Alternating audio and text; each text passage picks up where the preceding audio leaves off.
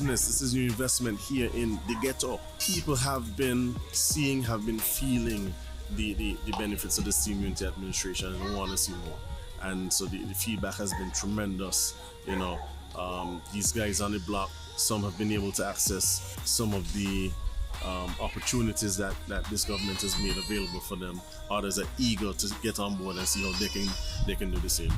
This time it's about maintaining and empowering even more an administration that the people want in order to give them the kind of opportunities that we've seen over the last 5 years.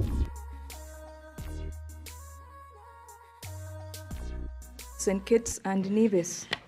Today, May 12, 2020, St. Kitts and Nevis joins with the rest of the world in observing International Nurses Day. This year's observance is being executed under the theme, Nurses, a Voice to Lead, Nursing the World to Health. While it is true that this theme is an adaptation of the ones chosen for 2017 to 2019, this year's focus is being centered deliberately on the tall global order that has now been placed on the shoulders of nurses in every country, continent, and community in response to the novel coronavirus COVID-19 pandemic.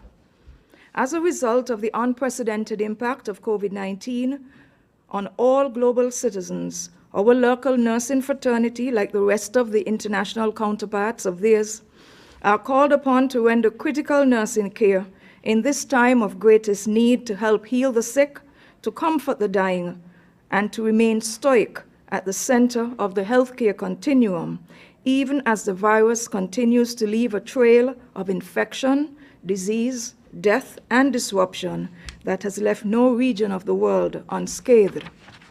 Thankfully for us in St. Kitts and Nevis, we do not share the horror stories of major pandemic hotspots such as Italy, Spain, the United States of America, the United Kingdom, or France.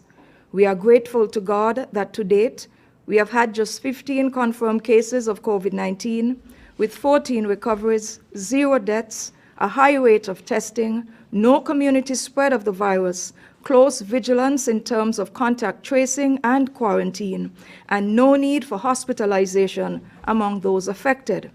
This is a remarkable achievement for the smallest country in the Western Hemisphere and speaks volumes for the caliber of medical and technical leadership which this country has been blessed to have in our Chief Medical Officer, Dr. Hazel Laws, who is ably supported by our Medical Chief of Staff, Dr. Cameron Wilkinson, and a cadre of specialized support team leaders from within our public health system and the wider civil service. Our mild COVID-19 experiences have enabled our nursing fraternity to be spared from the well-told realities in other countries where it has become the norm for nurses to suffer the ravages of extra long shifts due to the ongoing global shortage of nurses, heavy emotional and physical tolls, including heartbreak over the death of some of their colleagues to COVID-19, or being the sole individual at the deathbed of a COVID-19 patient whose family cannot be there to say their final goodbyes, extended separation from their own families, anxieties over insufficient supply of ventilators for critically ill patients, and insecurity over limited yet precious supplies of personal protective equipment, commonly referred to as PPE. Nevertheless, our local nurses have been well trained and are adequately resourced in terms of PPE, ventilators, and other critical medical equipment, and stand ready to address the healthcare needs of our citizens and residents who may present at our hospitals with COVID-19 symptoms. We say a sincere thank you to all of them for their service to our country and for their courage and willingness to make special sacrifices at this critical time in human history. Today, May 12, 2020, holds historic significance for nursing the world over. Today marks the 200th anniversary of the birth of the 19th century nurse Florence Nightingale, who is considered globally as the founder of modern-day nursing. In fact, International Nurses Day is celebrated each year on May 12th, out of respect and honor for this trailblazer who would have made a name for herself as she rendered stellar nursing service to soldiers on the battlefield during the Crimean War. Her laborious efforts to improve conditions in field hospitals, to integrate infographics in the presentation of medical data, and to pioneer professional nursing education are well documented for posterity in the annals of nursing history. Long before the COVID-19 pandemic had been so declared by the World Health Organization, the WHO, that premier global health authority had announced for the first time a year of the nurse and the midwife to be celebrated in 2020. The WHO would have made this declaration in light of A, the bicentenary of the birth of Florence Nightingale, and B, grave concern over the serious shortage of nurses and midwives in the delivery of quality health care. The WHO has estimated that in order to achieve the 2030 goal of universal health coverage, there needs to be added some 9 million more nurses and midwives to the current global pool of 28 million. Similar appeals have been documented by the Chief Executive Officer of the International Council of Nurses, the ICN, Mr. Howard Catton, in his International Nurses Day 2020 address. Catton also cites the ICN document, Nursing the World to Health, which he considers to be recommended reading for world leaders at this time when there is serious need to chart a new course in terms of the role, education, career development, working conditions, and retooling of the global nursing fraternity. Catton posits that in this exercise, there is the imperative to adequately respond to the emerging health threats that will still be looming large, even after the COVID-19 pandemic is over and the world settles into a new normal that is nebulous at best. I couldn't agree with Howard Catton more. I am happy to remind our citizens and residents that our Team Unity government has been addressing since taking office the state of nursing in the Federation. As early as 2016, the St. Christopher and Nevis Nurses and Midwives Council, the Ministry of Health, the Human Resources Department of the Civil Service, and the nursing leadership within the community-based and institution-based healthcare settings have been addressing several inherited anomalies and challenges that were clearly evident upon Team Unity taking office in 2015.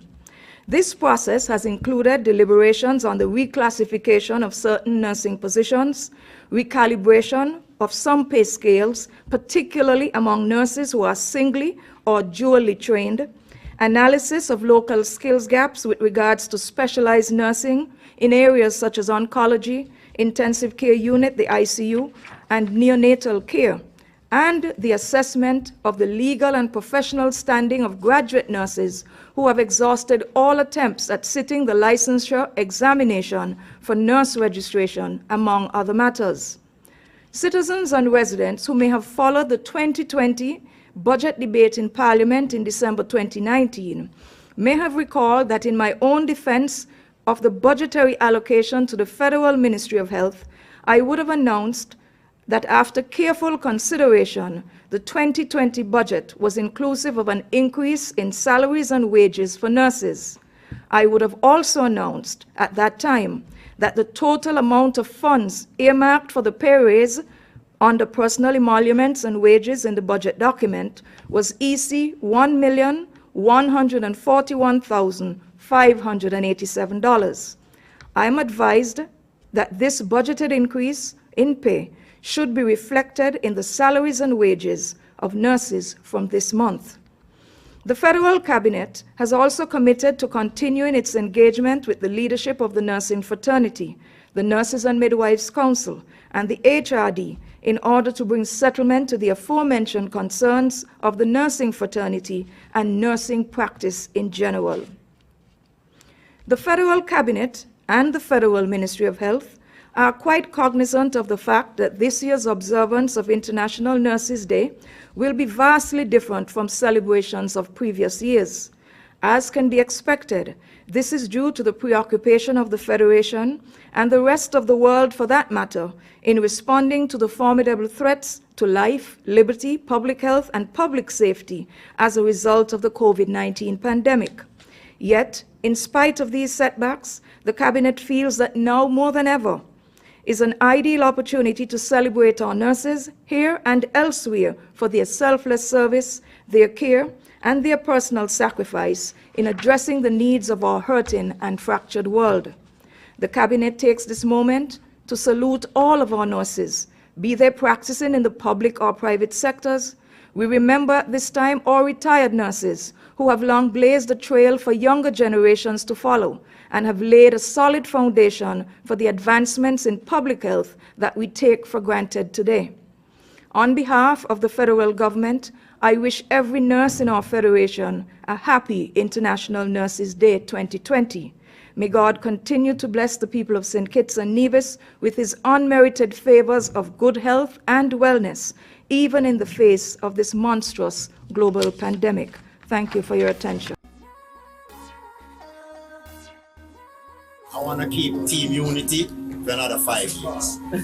Country on it, God. I wish the best for unity government that they win in the next general election.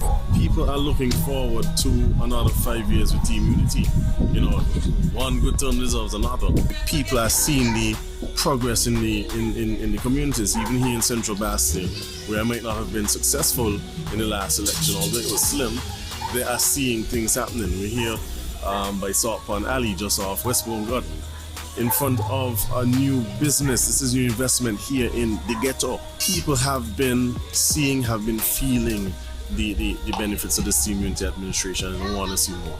And so the feedback has been tremendous. You know, these guys on the block, some have been able to access some of the opportunities that this government has made available for them. Others are eager to get on board and see how they can do the same. This time it's about maintaining and empowering even more an administration that the people want in order to give them the kind of opportunities that we've seen over the last 5 years.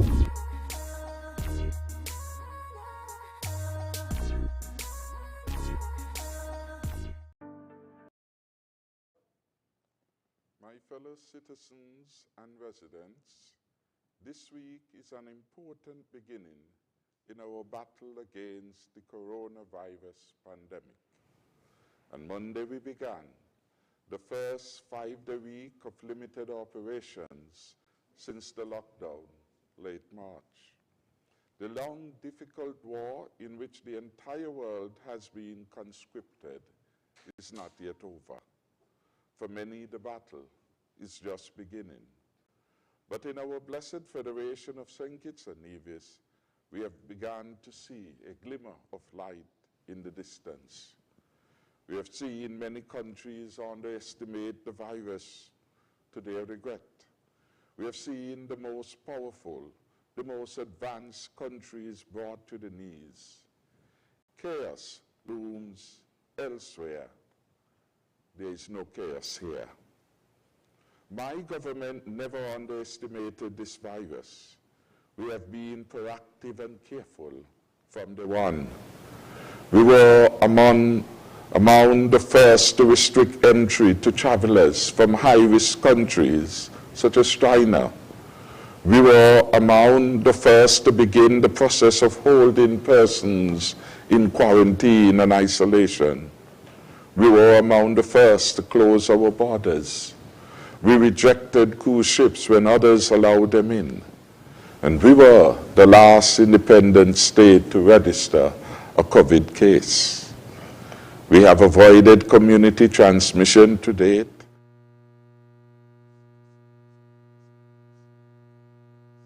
Which we are seeing all over the world. At the time of this broadcast, we have only one active case in our federation, with 14 cases fully recovered.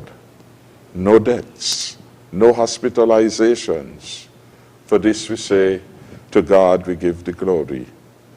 And my gratitude, of course, must go out to our people for the adherence to the rules that has been put forward in our SROs with respect to the pandemic.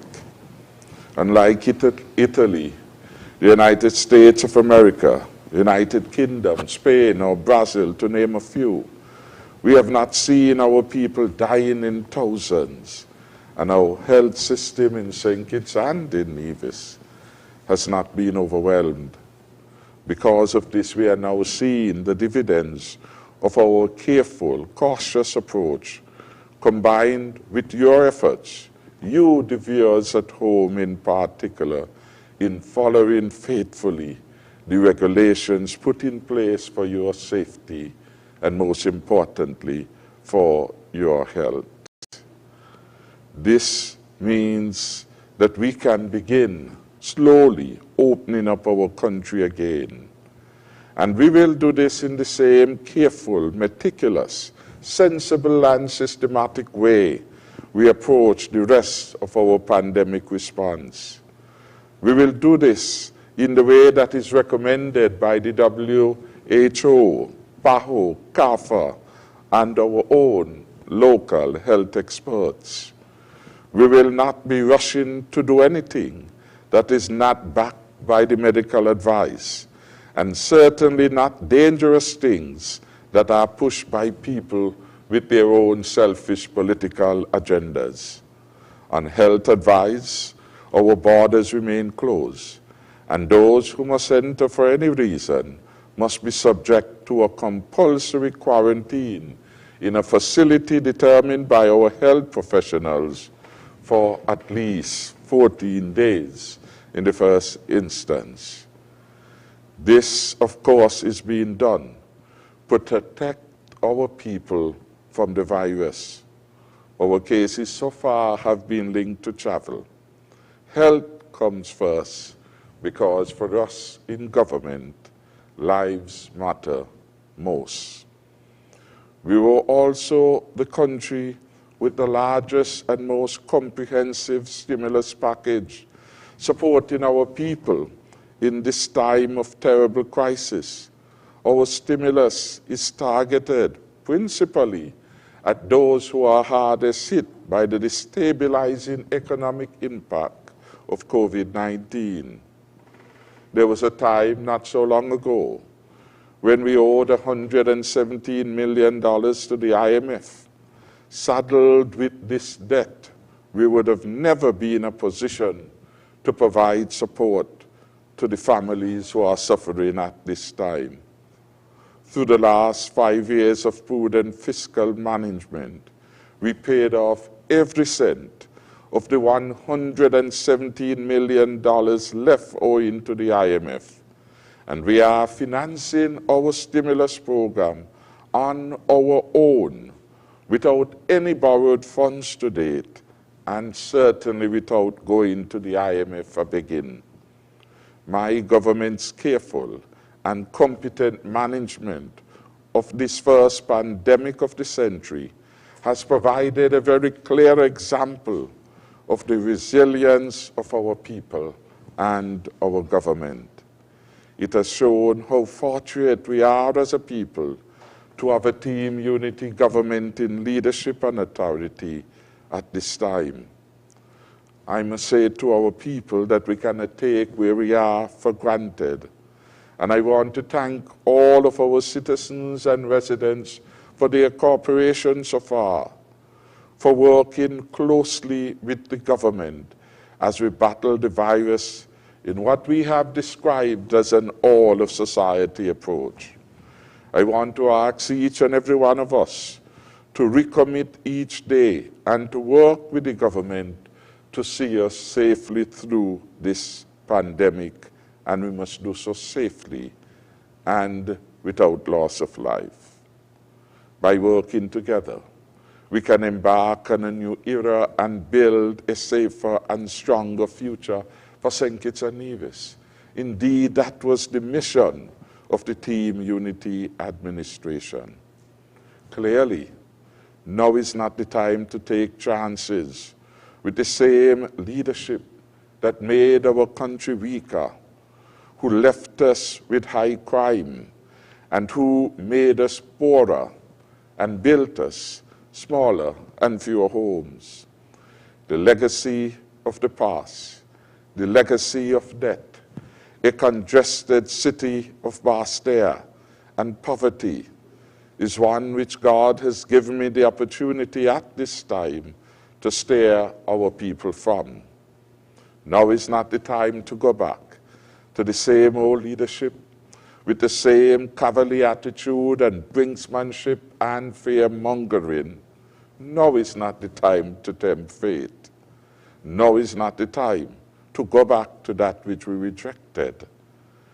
These people, of course, seem to take passion in criticizing the success of the government and people at this time.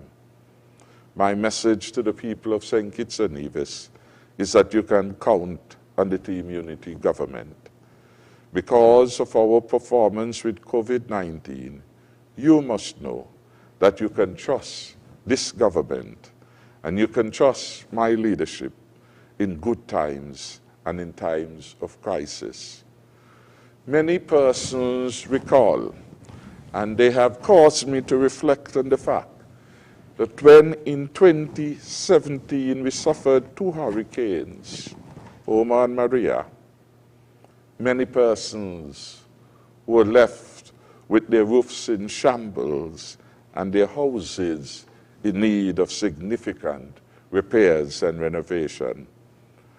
I recall the tearful testimony of Pastor Williams, and I could still hear the voices of Star Shield and Utah Hodge, Alice Pemberton, to name a few, who suffered the pain and the exposure as a result of the ravages of the hurricane.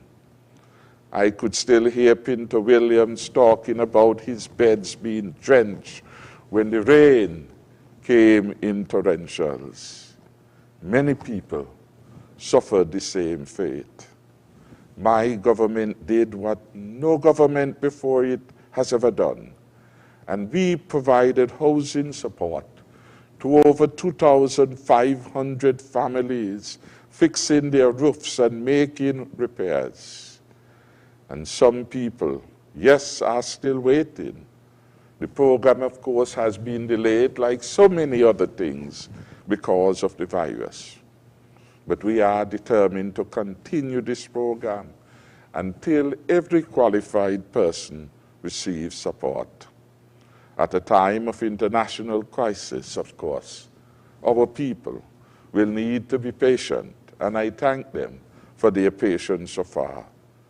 I make the further commitment that the Team Unity government is committed to see you through your difficulty.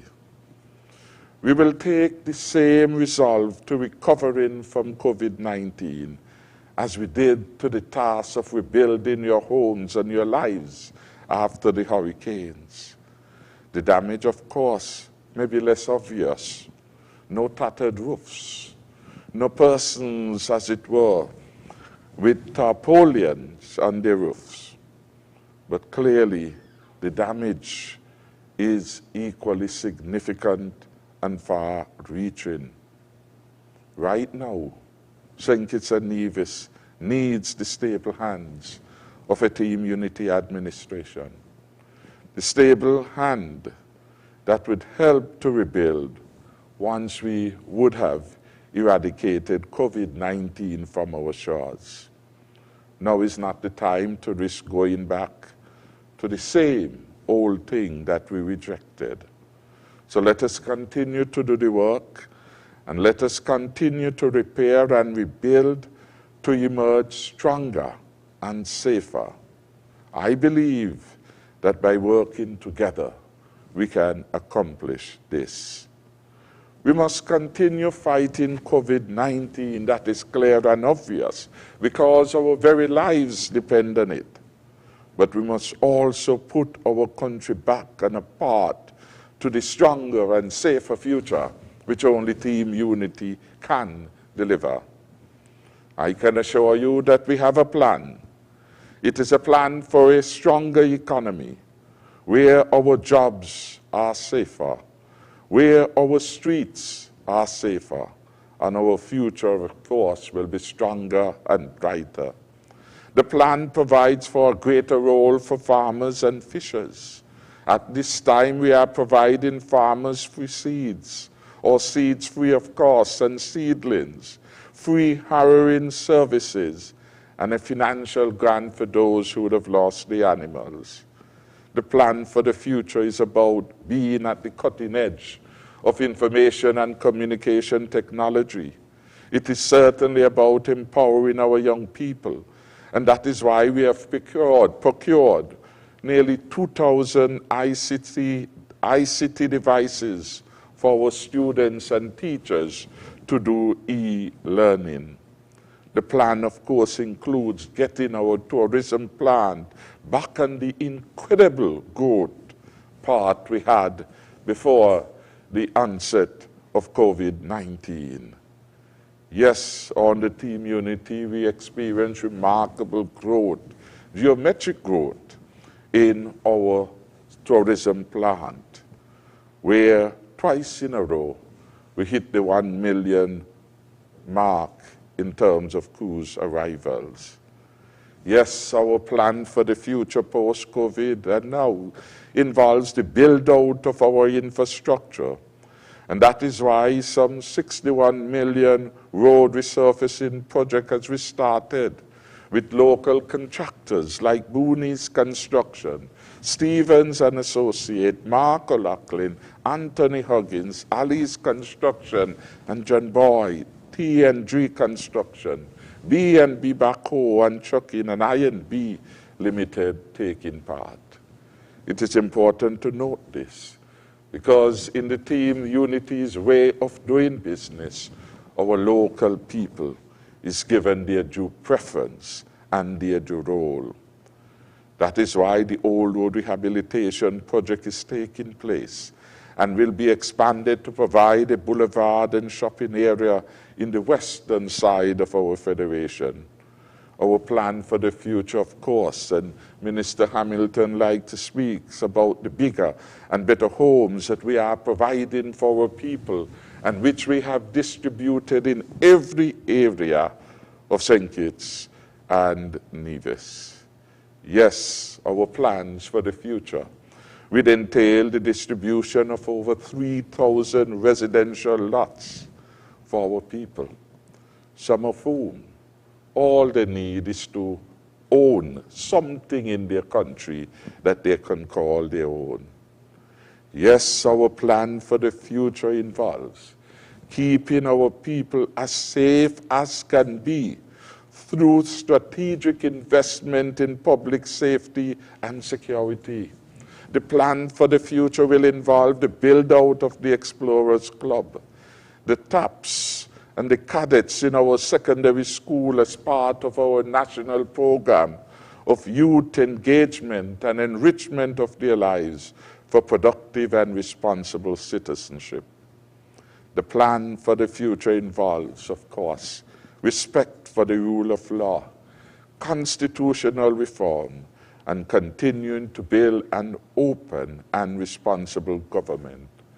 We take pride in the knowledge that reputable institution, indeed the World Justice Project Rule of Law, ranks St. Kitts and Nevis as the best performing country in the rule of law in our region. Best performing at least twice in a row. The plan, of course, for the future involves legislating the kind of relationship that will ignite the spirit of unity across the islands of St. Kitts and Nevis, reflecting the ethos of two islands making one federal paradise. Marcus Garvey analogy of the Garden of Eden comes back to mind. Yes, the plan involves a revisit by independent experts of our financing arrangement between St. Kitts and Nevis. And the plan involves carving out a better and safer place for young people who want to excel in business, in sports, in music, and even in politics. Tonight I have two young citizens of St. Kitts and Nevis who certainly, with your support and your hard work, would excel in politics. On my left tonight, I have Senator Akilah Byron-Nisbett, our Deputy Speaker. Akilah has enjoyed a successful career in information and communication technology, which must be part of our future trust. And she has now taken the opportunity to dedicate herself to public service and, of course, to community development. It was in 2018 that Mrs. Akilah Byron-Nisbett was sworn in as our Deputy Speaker.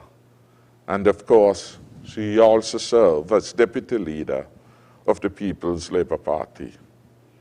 Our Senator is a passionate believer in the power of education to transform the lives of young people.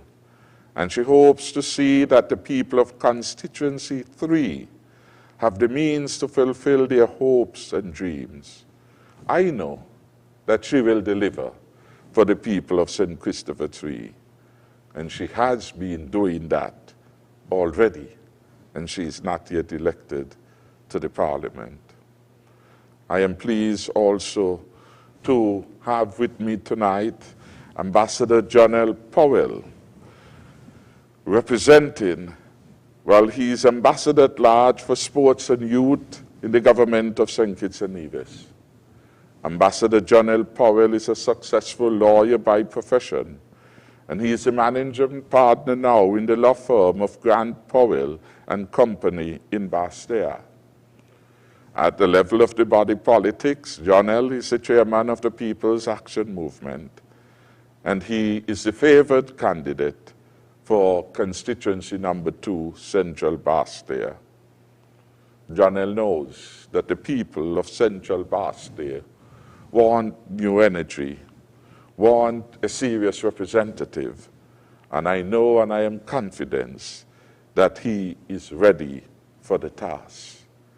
He will fight for the people of Central Bastia, and in our government he will help us with our plan to create new jobs, better housing, and safer streets. So that those two represent the youthful trust of the team Unity government going forward. They will bring with them other young people with all the ambitions and dreams and desire for service. And they, through their own work, industry, and application, will be worthy examples for all young people to follow. At this moment, the country needs unity, and it needs all hands on deck. It needs serious people for these serious times. The team Unity government so far has proven itself a reliable ally of the people, the best in performance, and the best in keeping our country safe. We offer the best of all that we have to the people of St. Kitts and Nevis as we look forward to continuing this fight against COVID-19, stabilizing our country, and then take it on a new path of growth and development. Again, I want to welcome Ambassador Jonel Powell and ask him to bring some opening remarks. Thank you. It is indeed a pleasure to be here as we focus on this series dealing with leadership in our Federation of St. Kitts and Nevis. Solid leadership, which is for the people and works by them through their representatives in the government. It's also a pleasure to sit on the panel with Senator Byron-Nisbett. I believe that we represent the next generation of leadership that comes with this Team Unity administration. At a time now when the airwaves are dominated by the stories of the COVID-19, we're fortunate in St. Kitts and Nevis to have a leadership that is assisting us in seeing this through in the way that we have. When you look at the success story, and I believe that it is a success story here in St. Kitts and Nevis, our ability to have fought off the pandemic for so long, and when it did reach our shores, to be able to limit it to just 15. 15 cases, none of which were critical, no deaths. And to date, we are able to say that 14 of the 15 persons have recovered fully. That is through proper leadership, proper planning. And I am happy to be associated with this leadership and to be a part of that leadership in my capacity as Ambassador of Sport and Culture here in St. Kitts and Nevis. The leadership that has seen us through this period so far did not just come about when COVID came.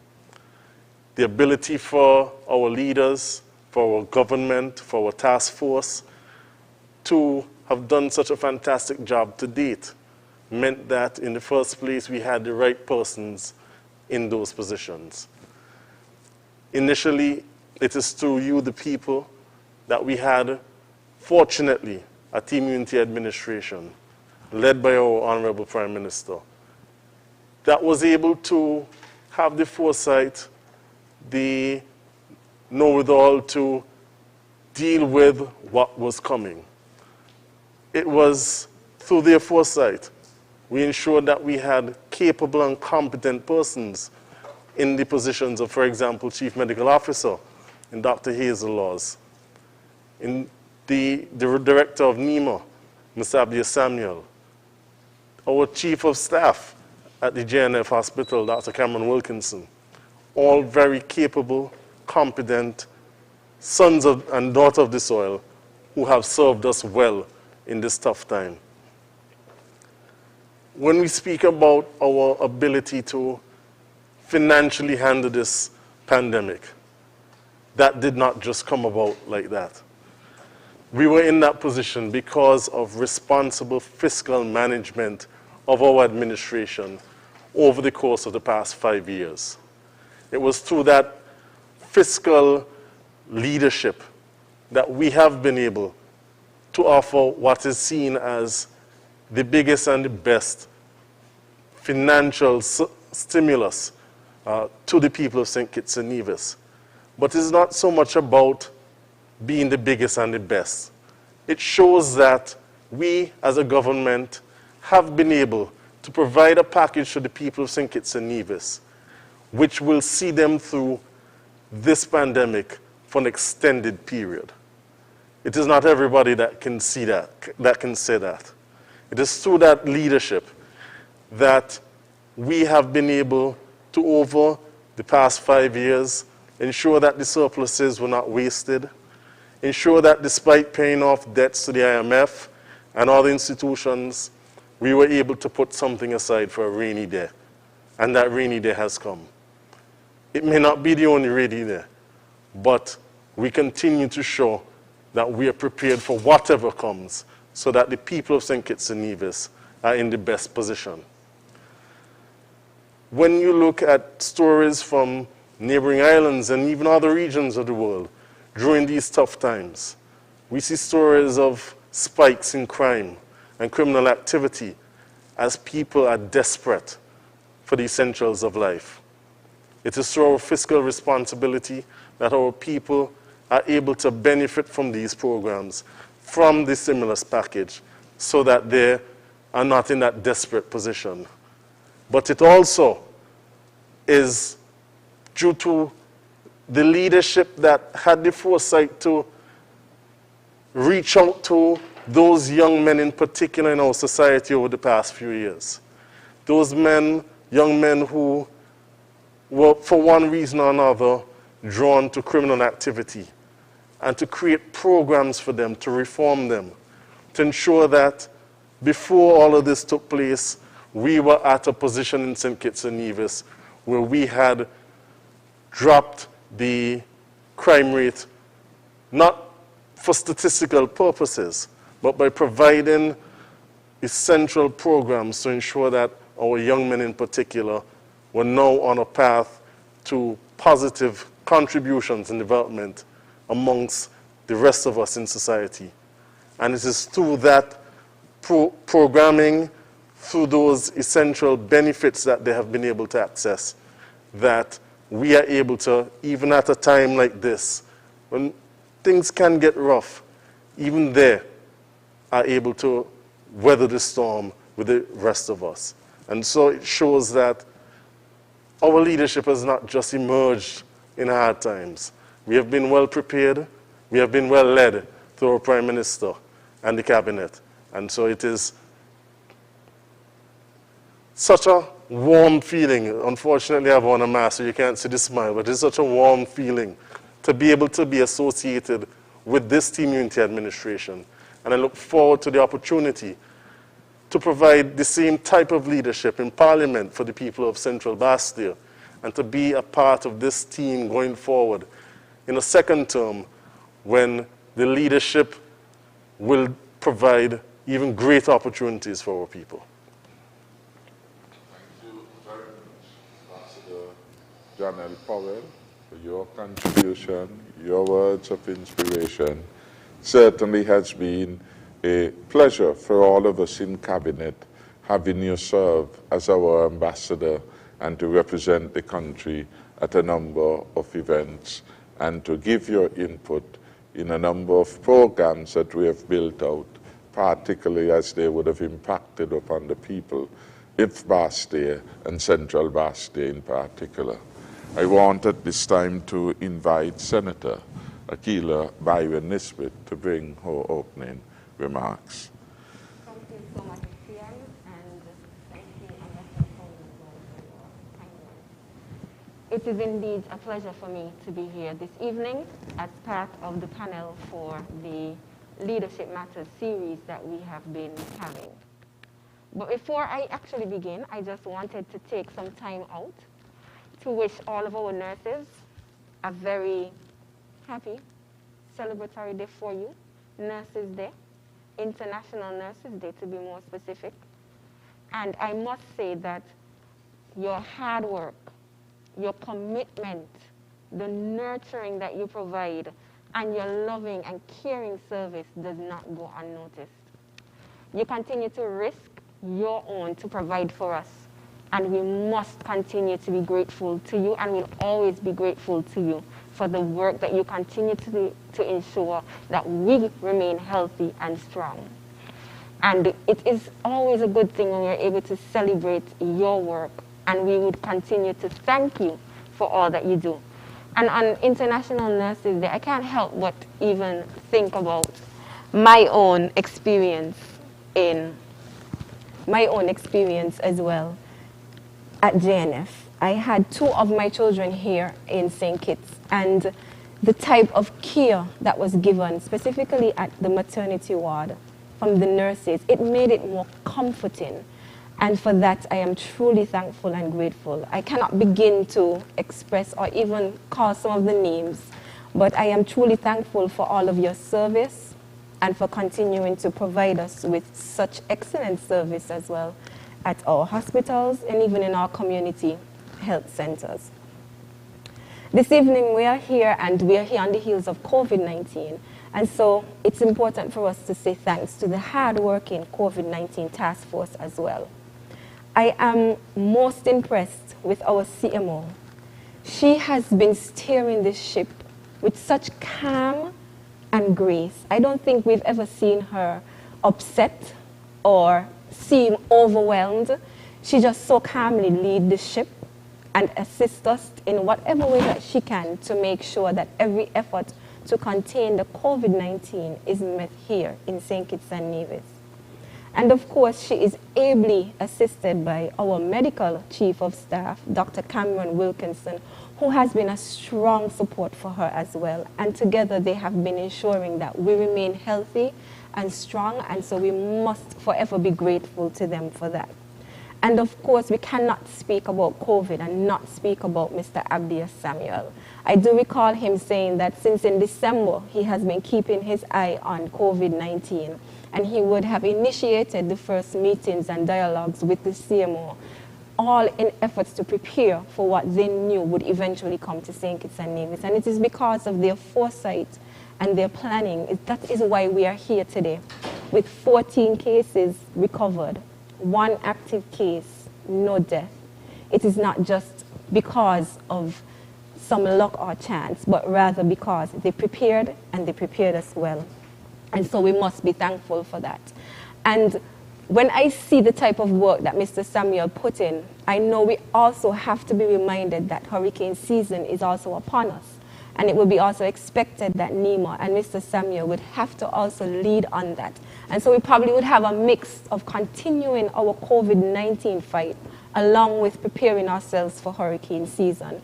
But I am confident that Mr. Samuel and his team at NEMA will be able to bring us through the hurricane season safely. They've shown us and they've proven to us that they have what it takes to deal with any disaster that comes our way. And so we are grateful that they are the ones leading this charge, and we will forever be thankful for that.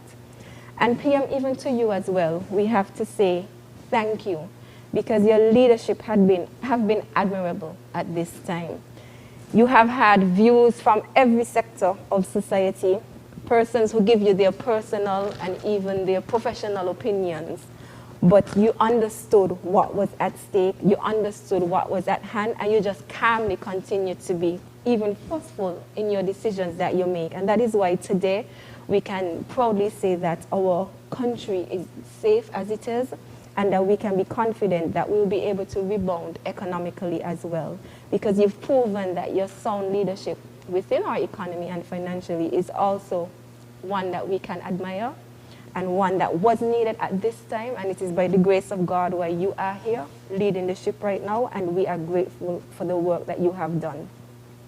There is no doubt that our federation and the people have been facing much hardship because of COVID-19, and we are grateful for the stimulus package that have been provided by the government as well. This stimulus package has affected families and assisted in so many ways.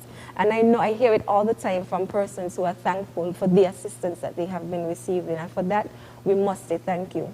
But I am even more proud as a citizen when I see that there are even those individuals who take it upon themselves to do their part as well, make contributions in whatever small way to their neighbors, to other persons within the communities, to even strangers. They have been providing some form of assistance. And it makes me proud to see that. It gives me hope that our country will continue to pull together whenever there's a need for us to pull together to be able to fight anything that might come our way. And I am truly thankful to each and every one of the citizens of St. Kitts and Nevis for the part they have been playing. Even the simple things that we have been doing in terms of being sure that we are disciplined in how we treat with the COVID, making sure we follow every regulation. You can't walk around town without seeing persons in their masks, practicing social distancing, making sure they keep their hands clean, and even the businesses who make sure they put whatever they need to put in place to ensure that our communities and our people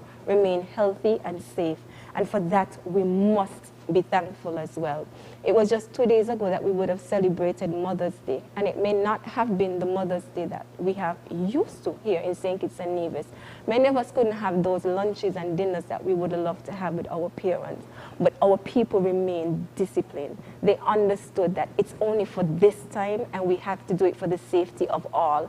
And so they took the necessary steps, and they made sure that they did whatever it is in other ways, phone calls, videos. I know my children in particular are used to going out for lunch with their grandmothers, but this year they settled for the phone call, even though there were many questions, which I'm sure many other parents would have experienced as well. But we are thankful that people continue to remain disciplined, follow all of the protocols, because we must be reminded that our health officials are doing this based on the guidance of WHO, Powell, and the likes. And they're not just coming up with just anything because they want to. It's backed by science, and it's a way of ensuring that we keep our country safe as much as possible. And it is just so warming to see the love and support that have been pouring out to individuals and communities in so many different ways. And for that, I must say thank you to one and all.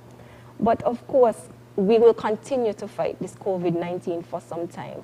And it is all of this we must remember at the end of the day. It's because of God's grace and mercy why we are where we are today.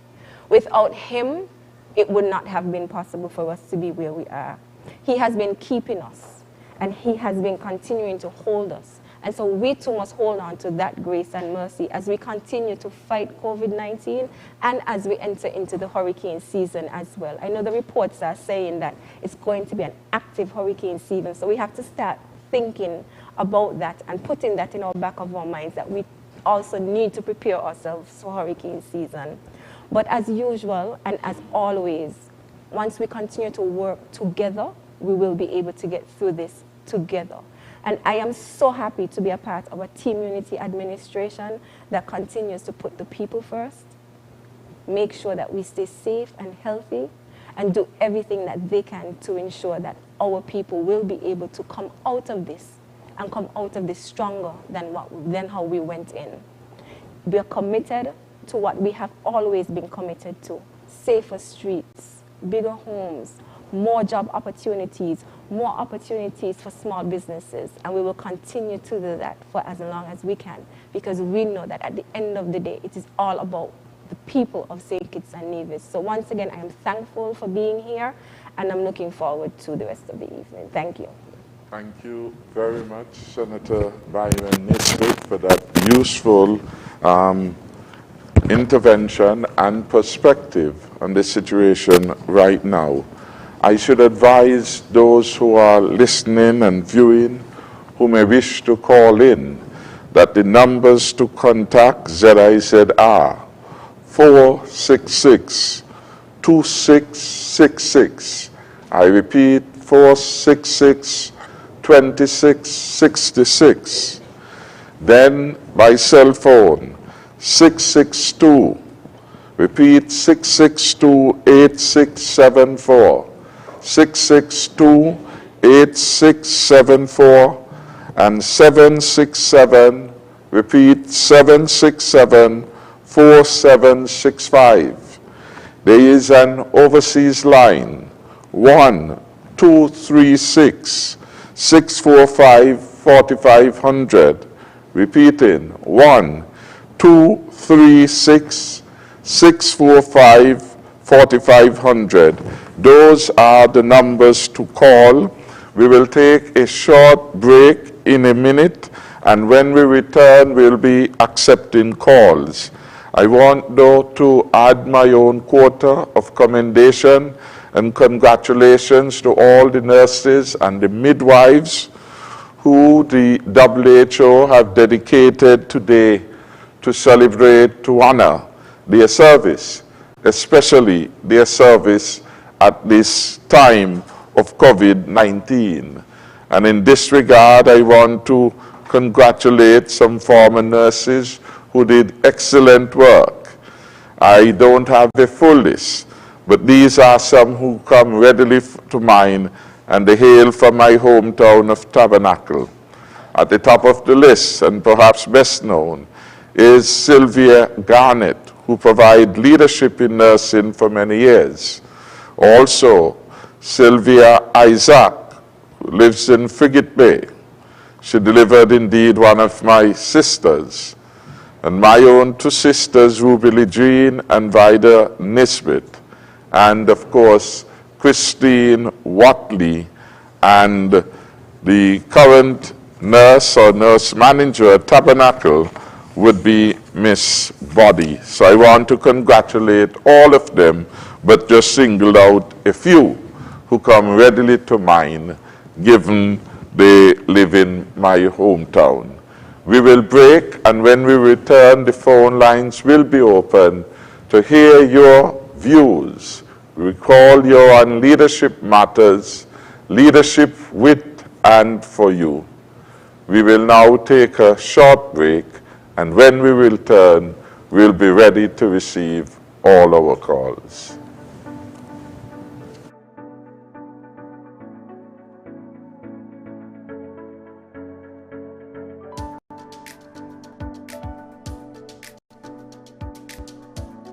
It has been a pleasure to be here in Boyd's this evening to give support to Senator Akilah Byron-Nisbett. As part of the Team Unity government, Akilah has been serving in the National Parliament as the Deputy Speaker. She has, however, come forward to be the candidate for this constituency, and of course, she has the full support of all the political parties representing Team Unity. It was a pleasure recommending the candidacy of Senator Akilah Byron-Nisbett as the Team Unity's representative for the people of West Barstow. We have every confidence that she will deliver on the commitments made to the constituents, and she will be a strong force, a strong member of the Team Unity government going forward, and through that position of service, she will be able to deliver more to the people of West Barstow. Just want to say thank you so much to everyone who we met and everyone who came out to meet with us as well. It is indeed a pleasure to be able to meet with each one of you, reminding you that Team Unity, stronger together, and we're always here to serve. And we are always for the people, putting people first. So until our next round, we will see you guys again. Have a good evening.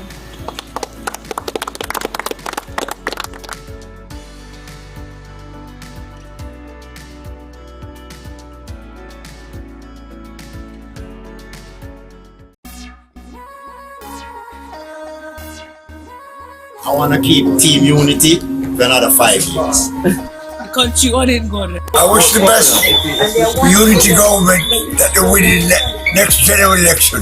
People are looking forward to another 5 years with Team Unity. You know, one good term deserves another. People are seeing the progress in the communities, even here in Central Bastille, where I might not have been successful in the last election, although it was slim. They are seeing things happening. We're here by Salt Pond Alley, just off Westbourne God, in front of a new business. This is new investment here in the ghetto. People have been seeing, have been feeling the benefits of this Team Unity administration and want to see more. And so the feedback has been tremendous. You know, these guys on the block, some have been able to access some of the opportunities that this government has made available for them. Others are eager to get on board and see how they can do the same. This time it's about maintaining and empowering even more an administration that the people want, in order to give them the kind of opportunities that we've seen over the last 5 years.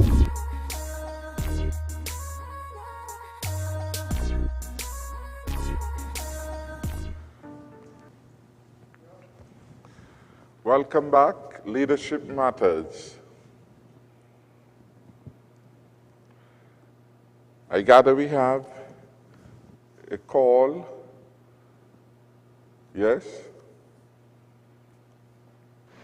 What is the labor laws of the land when it comes to employers paying employees on public holidays?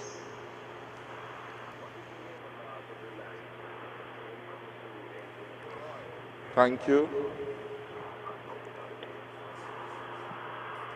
I was saying, like how they send 9 passengers for bus, I was saying that why they don't let all the passengers come in behind and leave the one passenger be in front with the driver and just full up the seats behind, but of course let the passengers continue to wear their masks and the bus drivers continue to hand sanitize, because the busman them not yet getting the money from the social, and then the money what they're making on the road with the 9 passengers, some of them just making just to put back in gas. If they're so lucky, they will go back.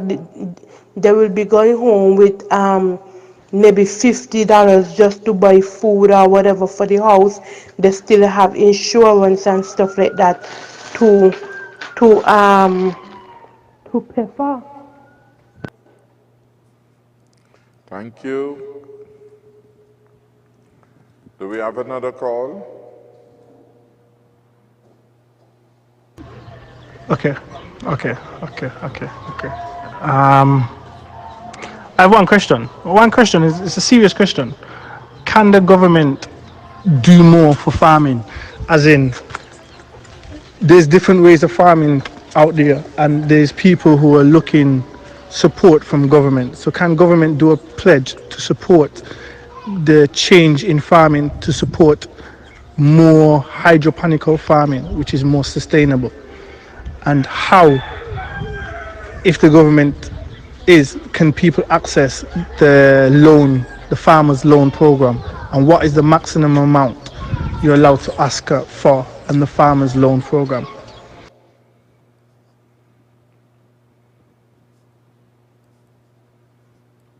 Good night, Leadership Matter.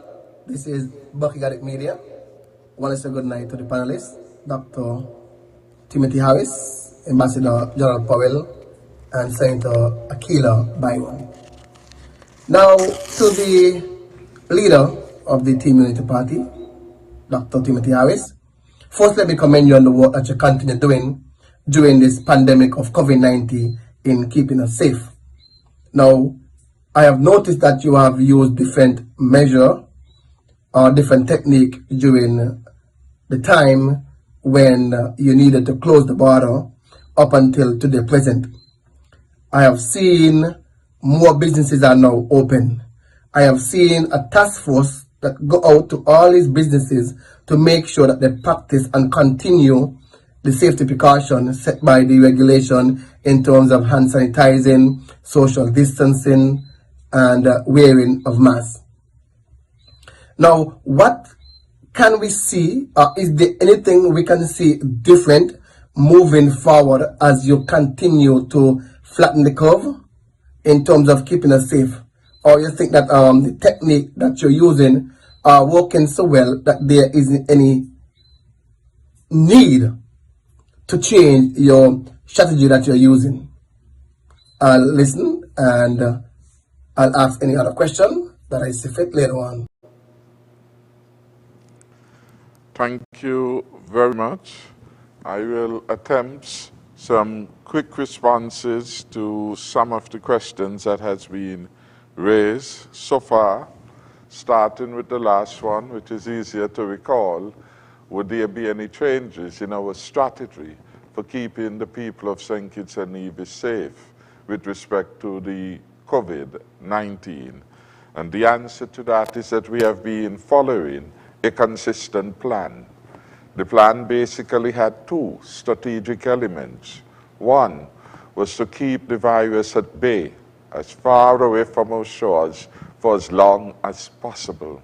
And we did that.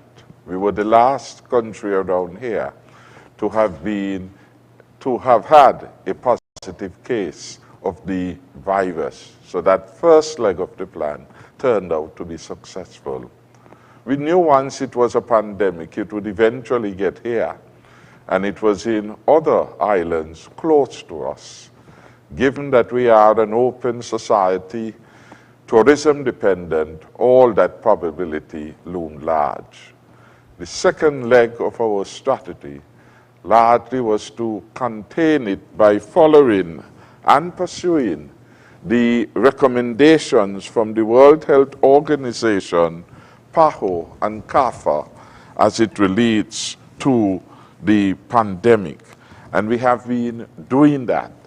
Even as we begin to have days of limited operations, or as some people say, an easing up of the restrictions, all of these are in keeping with the prescription of the health experts.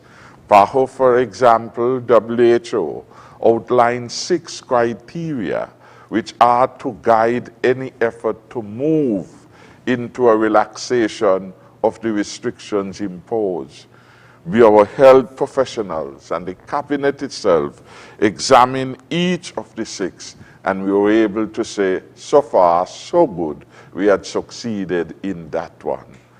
Even as we relax the restrictions, we are saying to people a number of things have to take place. The social and physical distancing must continue, and there will be no departure for that in the foreseeable future. We are saying that the wearing of the mask becomes critical if we are to contain the spread of the virus, and we continue to insist upon that. We are saying to our people that they must do their very best to boost their immune system, stock up on their vitamin C, their fruits, and all other items of food which can help in that regard. the lemonade and so on, the oranges, the apples, boost your immune system. Rest is important in that regard, and exercise. And that is part of the reason why we have opened up our beaches for persons to do exercise. And even there, we have outlined the requirement for social distancing. Social distancing globally has been seen as one of the most effective ways of controlling the spread of the virus. And so those strategic actions which we have been pursuing will continue. The closure, if you will, of our ports has basically been based upon that. The cases have been travel related. By closing the ports, as we see all over, they have done the lockdown. In the UK, in the US of A, in Italy, the lockdown, in the BVI, in Antigua. Because that is one way of slowing the pace at which infections can happen. So we have closed our border and health grounds because our first priority is to protect those who are here and to protect lives and livelihoods. And so those particular policies will continue. Should I take that caller online and then I get back to the answer? We have another caller online.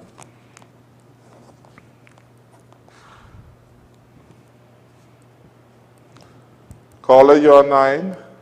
Good night, Mr. Prime Minister. How your night is like? Pretty good, thank you. And good night, Mr. Ambassador Jonel Powell. And good night to the Senator Akilah Byron-Nisbett. How you all doing? Basically, I just start with a reference and something I would like to get an answer to. There was some quite in the 2015 election pertaining to the Social Security with the investment that was made in the Beacon Heights. I mean, I would like to know what the position on those investments, and is there any revenues coming in from that project that was tabled from the Social Security Board, please. Thank you very much for that question. The caller who asks about farming, can we pledge support to farmers in hydroponics? The answer is yes, we will. We are supportive of the application of technology to increase production and productivity in the agricultural sector. And so we welcome the investment in hydroponics. We have another caller online. Caller, yes. You're on the air. Thank you for taking my call. Pleasant good night to you, Mr. Prime Minister, and good night to the Senator and Ambassador Powell. I have 3 questions, quickly. Val Thomas, Sugar City FM, 90.3. My first question is to Senator Nisbett. As you know, election is coming up pretty soon, and you'll be representing the constituency in the Team Unity election as constituency number 3 representative. When you do win that election, what is your plans for your constituency? As you know, politicians usually speak about plans before, and then when they get into office, they don't fulfill that plan. As we can see from the representative from the Labour Party, what is your plans for your constituency in the first 100 days? And the same question goes to Ambassador Powell for constituency number 2 also. Now, my question to the Prime Minister, there's a WhatsApp going around at this moment on Facebook stating that the heads of the OE Organization of Eastern Caribbean States, heads of government, have signed to a document stating that coming June, American Airlines, the beginning of June, the first week, American Airlines will be flying into the Caribbean islands. Is Sinkits, you as head of state, did you sign to that agreement? Do you know of it? And if you do so, could you let us know why? At this time, you know, we're still trying to be safe with the COVID-19 and, you know, the coronavirus. So let us know, please, if you know about it and if you did sign to that agreement. Thank you so much. Thank you very much, Valti, for that call. We appreciate that call. Do we have another caller? Yes, Prime Minister. Good night, Mr. Prime Minister. Good night, John Paul. You know, we can't find a vaccine up to now. All them bigger countries trying the vaccine. Italy, Germany, France, England, America. They got the border closed, right? Yes. And people asking for you to open border. Well, if you open the border, 3-4 boats come one time. That's about 10,000 people per 3 boats. Flying come. When they come in with money, you know everybody want money, country want money. And they come in, they're going to bring in their tone. You can be like a job and gun, everything included. You understand? Yes. So you can't take on them and you don't open no border. You got to listen to Dr. Laws and Dr. Wilson to open border. Them are who you're working with. You don't take on these people. You understand? When it comes to Social Security, last week I had one to fall in. Because you and Mr. Emma were doing a good thing. You understand? But people must realize that people who work in the sugarcane a long time, getting $300-400 a month don't make a small money went in. Because me no used to work 135, 140 a week. Because I had those seasons, I had crap. When the crap ran me, now I work on the money. When those seasons I used to flip, we use the chemical, right? And I used to get $400-500. And that means I could get a little something in Social Security. Just to what money you work for. You could work for $5. Social Security, we're taking it out. But you got people who do construction, other work, money not going down. You understand? So money got to be done with full sugarcane workers. And that's what you see when the sugar closed.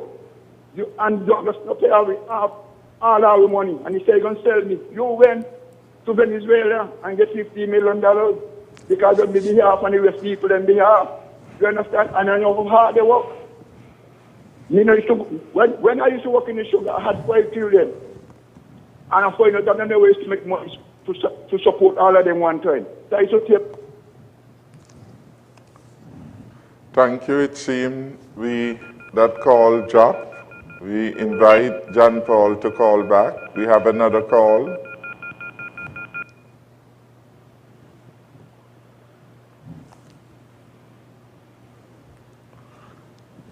Okay, we will ask Ambassador Powell to deal. Hello, good night. Yes, caller, you're on the air. Yes. Right. The stimulus package that was provided. Can you hear me? Yes, we are hearing your caller. Yes. Good evening to the panel. The stimulus package that was provided for the people affected by COVID-19, who was it provided for?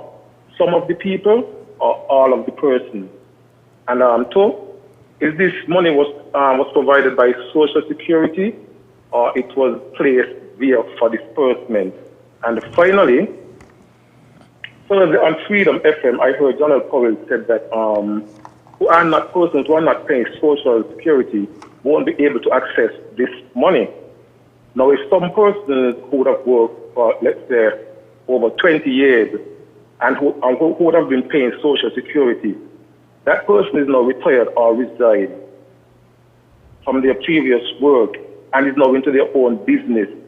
Now, are those persons entitled for this money? Even though they may not be paying social or maybe be behind of the payment, with the payment.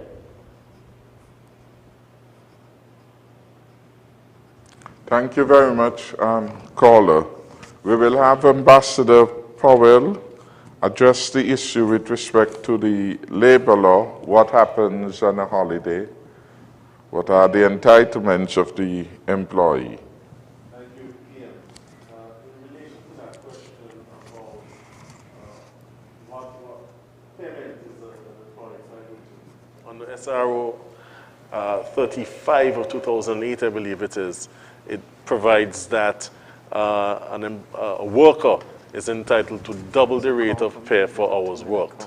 So I trust that answers that question for you. It's double the pay of, double the rate of pay of hours worked.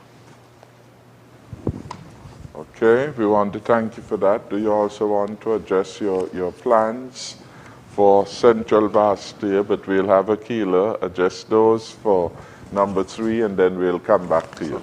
All right, thank you so much, PM, and thank you for the question Mr. Valti. I was so pleased to hear the caller who would have asked about hydroponics, because one of the things that I have been very much interested in is food safety and ensuring that we can expand on the agricultural industry or in the agricultural sector within West Bastia through the use of hydroponics. I have been in conversation with an individual who is presently in West Bastia doing hydroponics as we speak. And for me, it's important for us to ensure our food security, especially right now in COVID. They have taught us the importance and significance of food security.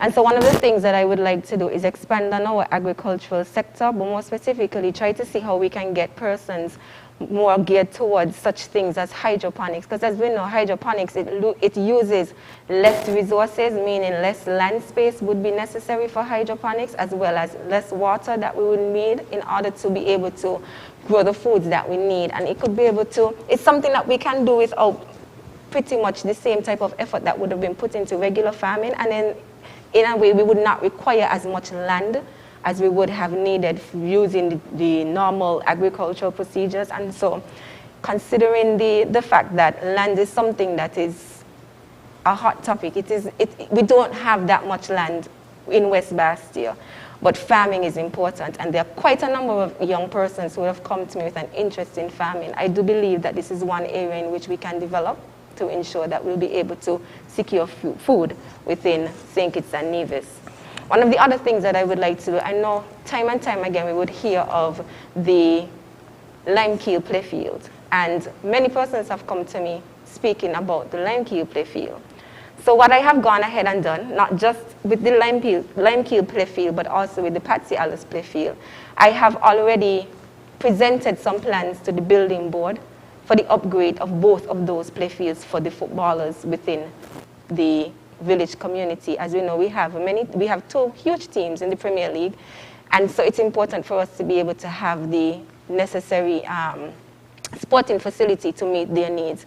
But it's not just the footballers, because at the Limekeel we also have the basketball court, and so I have already been in discussions with the minister as well for sports to ensure that we are able to refurbish the basketball court and get it into a state where the young fellows would be able to comfortably play basketball. You know, they have been approaching me and saying that they would like to be able to enter a team into the basketball league, and so I'm going to provide them with that opportunity by providing that type of facility for them. I'm also interested in making sure that the residents of the Cardin home have the requisite amenities that they need to be comfortable in their older age. And so my plans also include an upgrade to the facilities at the Cardin home, because it's important for us to ensure that our elderly are well taken care of when they have reached that ripe golden age and they've already worked so hard. We have to be able to take care of them as much as we can. As the Prime Minister would have indicated in his opening speech, for me, education is important, and young people, ensuring that they have that start that they need is also important. And so one of the things that I would also like to do is to be able to have the youth at the heart of my office. And so I am considering an apprenticeship and a mentoring program as well. And these would be designed to ensure that our young people experience the world of work before they leave school, and to get them involved in community service as well, and get them in that frame of mind to not just work for profit, but also to be able to organize community events and to give back to their communities as well. I'm also considering working with entrepreneurs and providing them with mentorship support. Throughout the years that I've been caretaker, I've had quite a number of young persons who have come to me with questions. How do I maintain a successful business? How do I even get to the point where I am successful? They become frustrated because they don't know how to take their business to that next level. They have the startup that they need, the funding, but they just don't know how to get to that next level. And so I think it's important that we partner with local businesses as well as businesses within the diaspora to provide them with that type of mentorship support to ensure that our entrepreneurs are successful. Another thing that I would like to do is to transform my constituency office into what I would call a community hub. It would be a place where we would be able to provide training and workshops and other support and activities for people within the constituency. Because I do realize like there are persons who come to me again for advice on things like family budgeting and those simple things that we might take for granted, but that are important to ensure that we have strong families and therefore strong communities. And there are quite a number of other plans that I have in mind and in store for West Bastia. And over the coming weeks, you will hear more about that. But for now, those are some of the areas that I would like to be able to focus on once I become the representative for constituency number 3. Thank you. Thank you. I think with those wonderful plans, you certainly will become the next representative for West Bastia. I want now to invite Ambassador Jonel Powell to speak to the plans that he has for the people of Central Bastia. Thank you. Certainly in relation to what can be done in the first 100 days of being elected, there are a number of things that I think need to be jump-started for the people of Central Bastia. One of the major platforms that I've presented over several years is the redevelopment of Central Bastia, not just as a city, but as communities.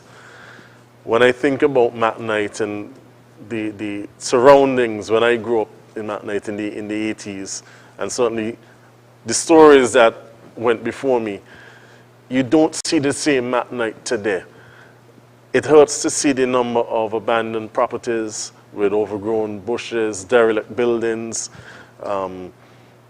which create from safety concerns to health issues to just downright unsightliness. Certainly that must be the first thing that we tackle. And it's not just McKnight, but certainly when you think about Irish Town, Market Street, Greenland, Soho, these are areas that have been plagued, College Street Gut. These are places that have been plagued by this. And so I look forward to being able to, in the first 100 days, set up a task force to start identifying the various properties, start investigating the necessary or relevant issues that may affect them. In many instances, we've come to realize that, for instance, there's been no payment of property tax for many of these. And so the outstanding tax, in many instances, exceeds what the value of the property may be. And so through a systematic process, if we can transfer these properties to residents of Central Bastia, preferably, for not just commercial, but also for residential purposes, in a constituency which is the tiniest of all the constituencies in St. Kitts and Nevis, and limited by land, I think that this in itself creates those opportunities for home ownership, for bigger and better housing. It allows for an opportunity to increase the stock of homes that we enjoy here in St. Kitts and Nevis, and start that whole, I don't like to use the word gentrification, but certainly urban revitalization of that particular area. When I think of the New Road and Pine Garden areas, which are real extensions of downtown Bastia, the first thing that I would look to do in those 100 days is to ensure that we start work on a play field for those two communities.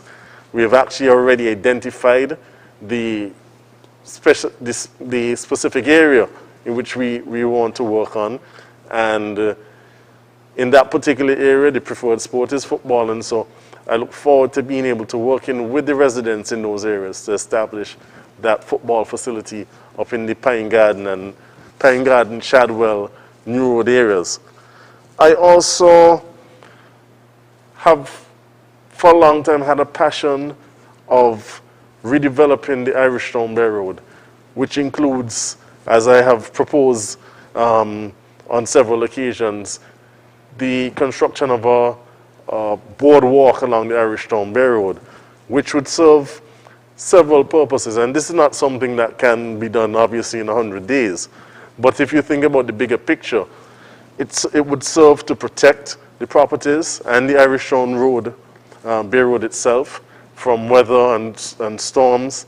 Anybody who lives down here knows that after a heavy storm or hurricane, in many instances you have sand from the sea in persons' living rooms. It also creates an aesthetically pleasing addition to what for persons, whether they travel to St. Kitts via cruise ship or coming from Nevis, is the first thing you see when you come to St. Kitts. And so we want to redevelop that Irish Town Bay Road, allowing for the property owners to improve their properties. We don't want to see them replaced, but we want to help them to build them up. Also providing within that whole development certain commercial opportunities. And I spoke of that, although it can't be done in the first 100 days, because part of that redevelopment must include our public market. And certainly in the first 100 days, we can look to start the preparations for redesigning our public market so that it is more effective in terms of its ability to serve the public, so that it is a welcoming place for both vendors. So rather than having them on the sides of the streets and street corners, having them in a public market that is welcoming for them, that is comfortable for them, and a place that is welcoming for persons who are coming to buy. You want persons to be able to feel good to go into the public market and trust the facilities that are there for the sale of vegetables and other produce, which will be significantly more through projects like Akilah's in hydroponics in West Bastia.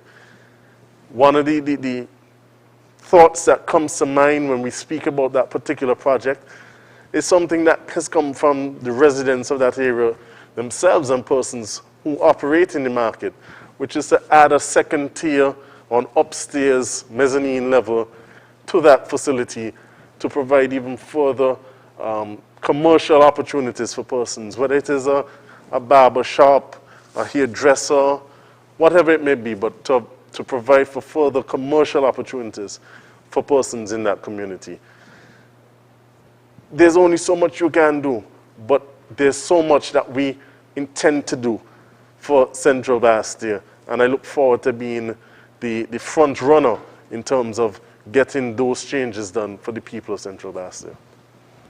I want to thank Ambassador Powell. Certainly, the development of Bastia is something that will be critical to the future of St. Kitts and Nevis, and our government aim to make Bastia not only the most beautiful, but clearly one of the cleanest cities.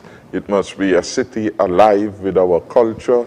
Therefore, the preservation of some of the architecture, the French and the English and so on, will be given special support. We have already begun to do so. We will work with the Chamber and other interested groups to ensure that the Bastia that we build out is really one about which every visitor, but most importantly, every citizen and resident can be proud. And Jonel has articulated some of the essential elements. A modern public market is going to be critical to the trust. The realignment of the Irish Town area, and equally East Bastia, we will need again to engage in another act of some clearance, as it were, taking down old buildings, building new ones, incentivizing private persons to invest on their plot of land, and do all the things that are necessary to get the Bastia in the state that we wanted to have. Beautiful, a place where people can feel alive, feel a sense of commitment. We have critical infrastructure in Bastia. The build out of our second cruise pier is critical, and we're talking about upland development. We have a modern ferry terminal. We have a west bus stand being constructed, And so the Treasury market, the public market and the Treasury building, their own development are going to be critical to that trust. There's a lot of work to be done. In that particular matter, we want an all-of-society approach. And in the past, the Chamber of Industry and Commerce has been very interested in that. Ernest Amry has also been very interested in a project like that. We want to bring all those ideas working with the urban development division of the government to ensure we set Bastia alive, release its energy in a way that brings results for the people of St. Kitts and Nevis. We have another caller on the line. Caller, you're on Leadership Matters. Hello, good night. You're online, caller? Yeah, good night to the panel, Honorable Prime Minister, Ambassador Powell, Senator Akilah Byron-Nisbett. My question is for Senator Akilah Byron-Nisbett. We know that it is not easy for women in politics, and there is all kind of problems and issues and characters that come into play when women enter the field of politics. I would just like to know what motivates you, Madam Senator, and gives you the encouragement to keep going, even when things get tough. Another point I would like to just say to you that your ideas are very broad and fantastic for the people of West Bastia. I am a constituent of West Bastia also, and would just like to let you know, once you don't give up on the people will never give up on you. I'll leave your side. Have a good night, and I will wait your answer. Thank you very much, caller. Do we have another caller online? Yes, you do, Mr. Prime Minister. Good night. Good night. Good night to the next gen Team Unity winners, Senator Akilah Byron and Ambassador Jonel Powell. Just a quickie for Akilah. A few days ago, my family took a meal down for an old lady in the area, down in the West Farm area. But she took our meal, but she told us that we were a bit late because Akilah Byron had already bought a meal for her, which she was most grateful for. And I'm pleased to hear that. I understand that you've delivered hundreds of meals to people in the West Bastia area. Please keep it up. You're doing a wonderful job. Mr. Powell, is Mr. Powell hearing me? Yes, I'm hearing you clearly. Yes. Today I happened to be flicking through the dial of my radio, and I heard the ending of a conversation, an interview, or I must say a discussion between yourself and Mr. Conwys Maynard. And I came in at the end when you all were talking basically about boundaries, changes, and that kind of thing. And obviously Conwys was not happy with the way the discussion was going, and as a result, he turned to a personal attack on yourself and Lindsey Grant, accusing you all of appropriating monies from a person from overseas who was trying to get citizenship by investment. And he went into some things pertaining to what the judge had said and that kind of thing. But when it came to your turn to rebut what he was saying, you were stopped from doing so. So I'm wondering if tonight you can take that opportunity to complete what you are going to tell him so that the world can hear your side of the story and not just one side from Conwys Maynard. Thank you. I'll listen up here. Thank you very much, caller. Do we have another caller online? Hello? Yes, you're on Leadership Matters. Yeah, this is Alva Pemberton. Good night to the panel. I just would like to register my unwavering support for the Team Unity government. Under your leadership, you are doing a magnanimous job in steering the federation ship. As you all say, one good term deserves another. Number 7 is proud of you, Tabernacle is proud of you, and I am proud of you. May God continue to bless you as you continue to lead the ship. Thank you very much for calling. We appreciate that call from New York. We have another call online, and then we will start answering. Caller, you're on Leadership Matters.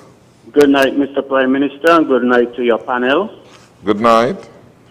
My name is Clive Webster. Mr. PM, I have a serious problem. 1 month now, I have not received a salary from the Ministry of Agriculture. The PS would have had my information, my documentation for 1 month now, and I have been given the running around. I explained to the PS that I have a sick child and I needed my money to take care of my sick child. Still, up to today, I cannot be paid. Also, Mr. PM, there are two very important issues that I would really like to have an opportunity to discuss with you. I would not, Mr. Prime Minister, in all due respect, be reaching out and asking for a meeting with you after tonight. I have been doing that for quite some time now, and I have not the opportunity to sit with you and have a serious discussion. So tonight, I am putting my request on the table for the final time. I am humbly requesting a meeting with the Prime Minister. There are serious issues that I must bring to the attention of the Prime Minister. Thank you very much. Thank you very much, caller. We will speak. We will want, at this time, Ambassador Powell, there was one question put to you, and feel free if there are any other matters that have come which you want to share a view on. Certainly. The caller, I believe, was asking about what transpired in an earlier radio program. Basically, in relation to that case, it is public knowledge that there's an ongoing legal matter which involves Lindsey Grant and I in our capacities as partners of the firm of Grant, Powell and Company. We continue to completely and utterly reject the allegations in that claim and expect that when this matter is concluded, after we've had an opportunity to be heard, that we'll be fully vindicated. The gentleman earlier was trying to, read from specific or only some parts of the claim, but failed to speak to paragraph 27 of that judgment, whereby the Judge Justice Ventus indicated that the court was satisfied that there was absolutely no need to provide an order for the repayment of any funds to the claimant. So essentially, there are no sums missing.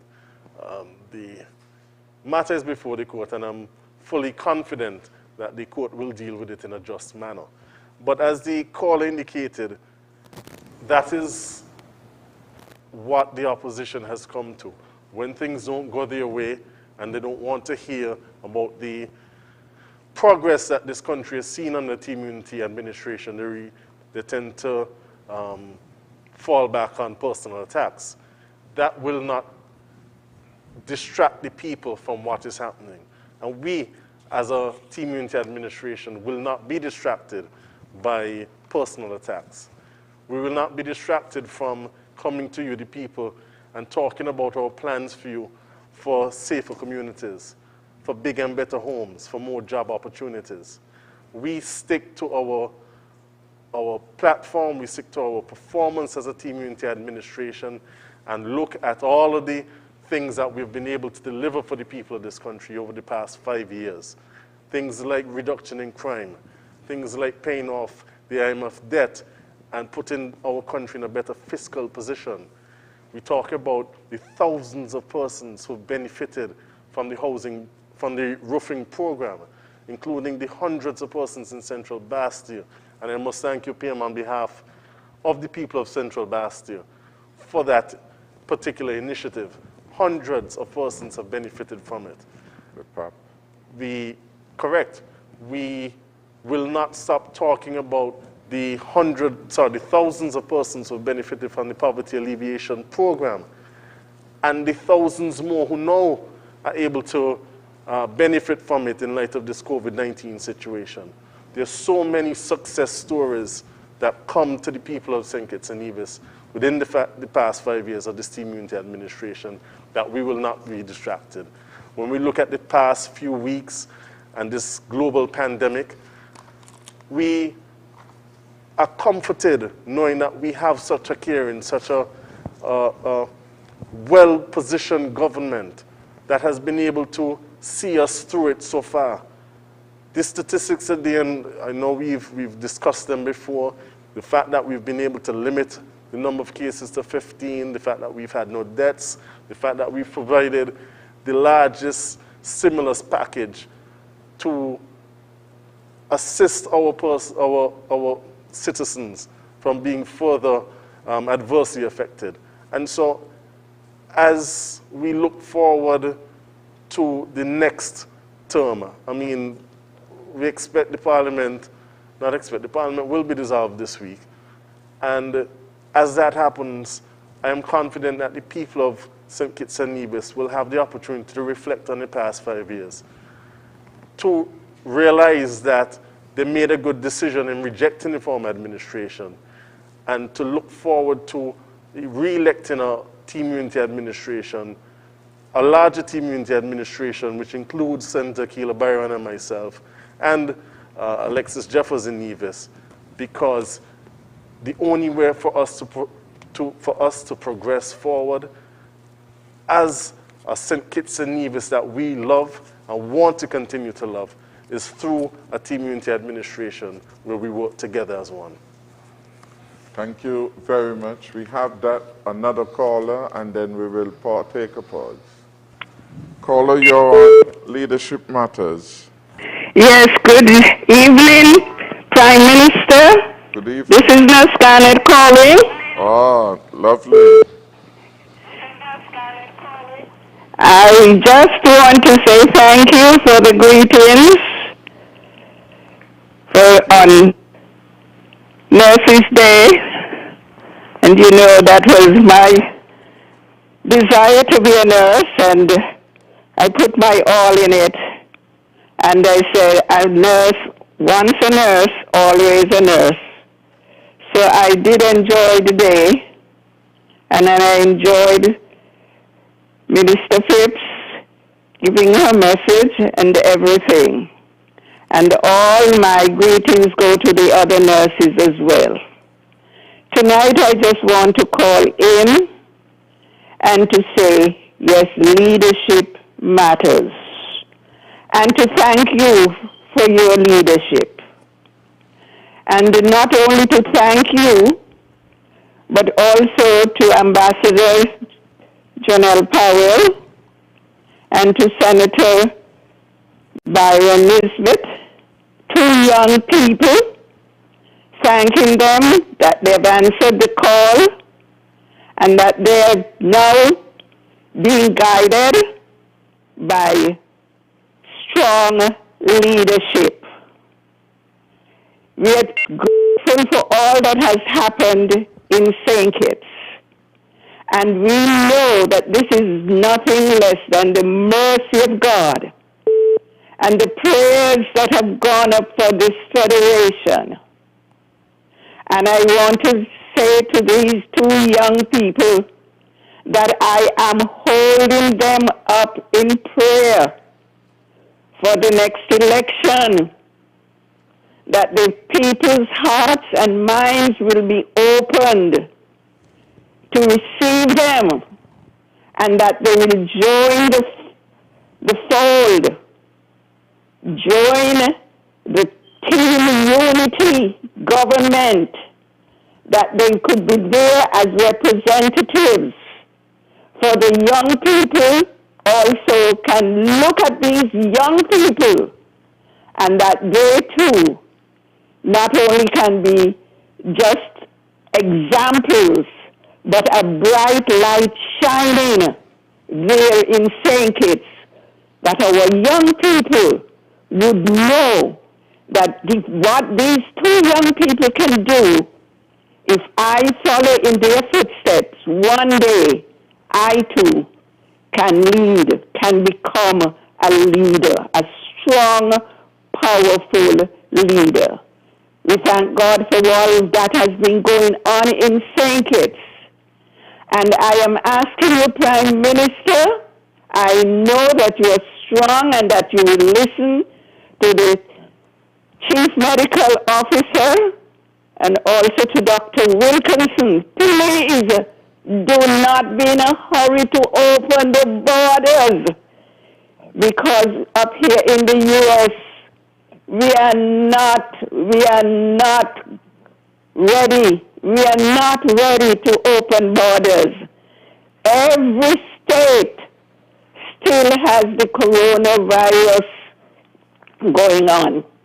Some are increasing, some are trying to open up, and they are even afraid to open up. So please don't be too anxious. And I'm asking the people to be patient. Be patient. They that wait upon the Lord, He will renew their strength.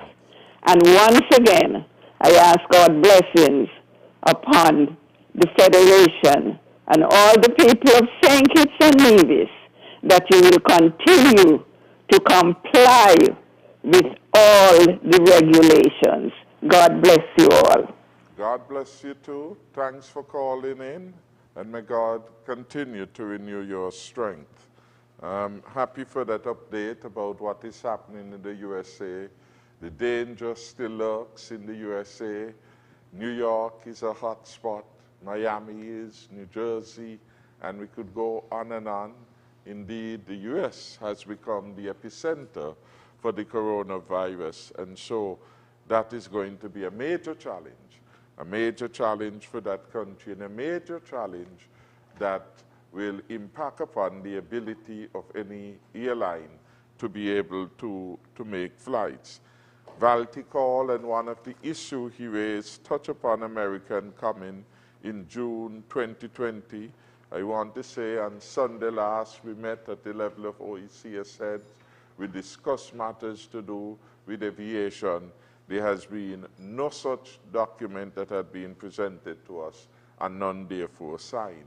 Indeed, heads of government were concerned, yes, about the economy, yes, about the challenges related to tourism, but each head understands that we have to move very cautiously about opening up our borders, and that the health of their citizens and residents, their health must come first, and that a number of precautions will have to be put in place before we could begin to engage that way.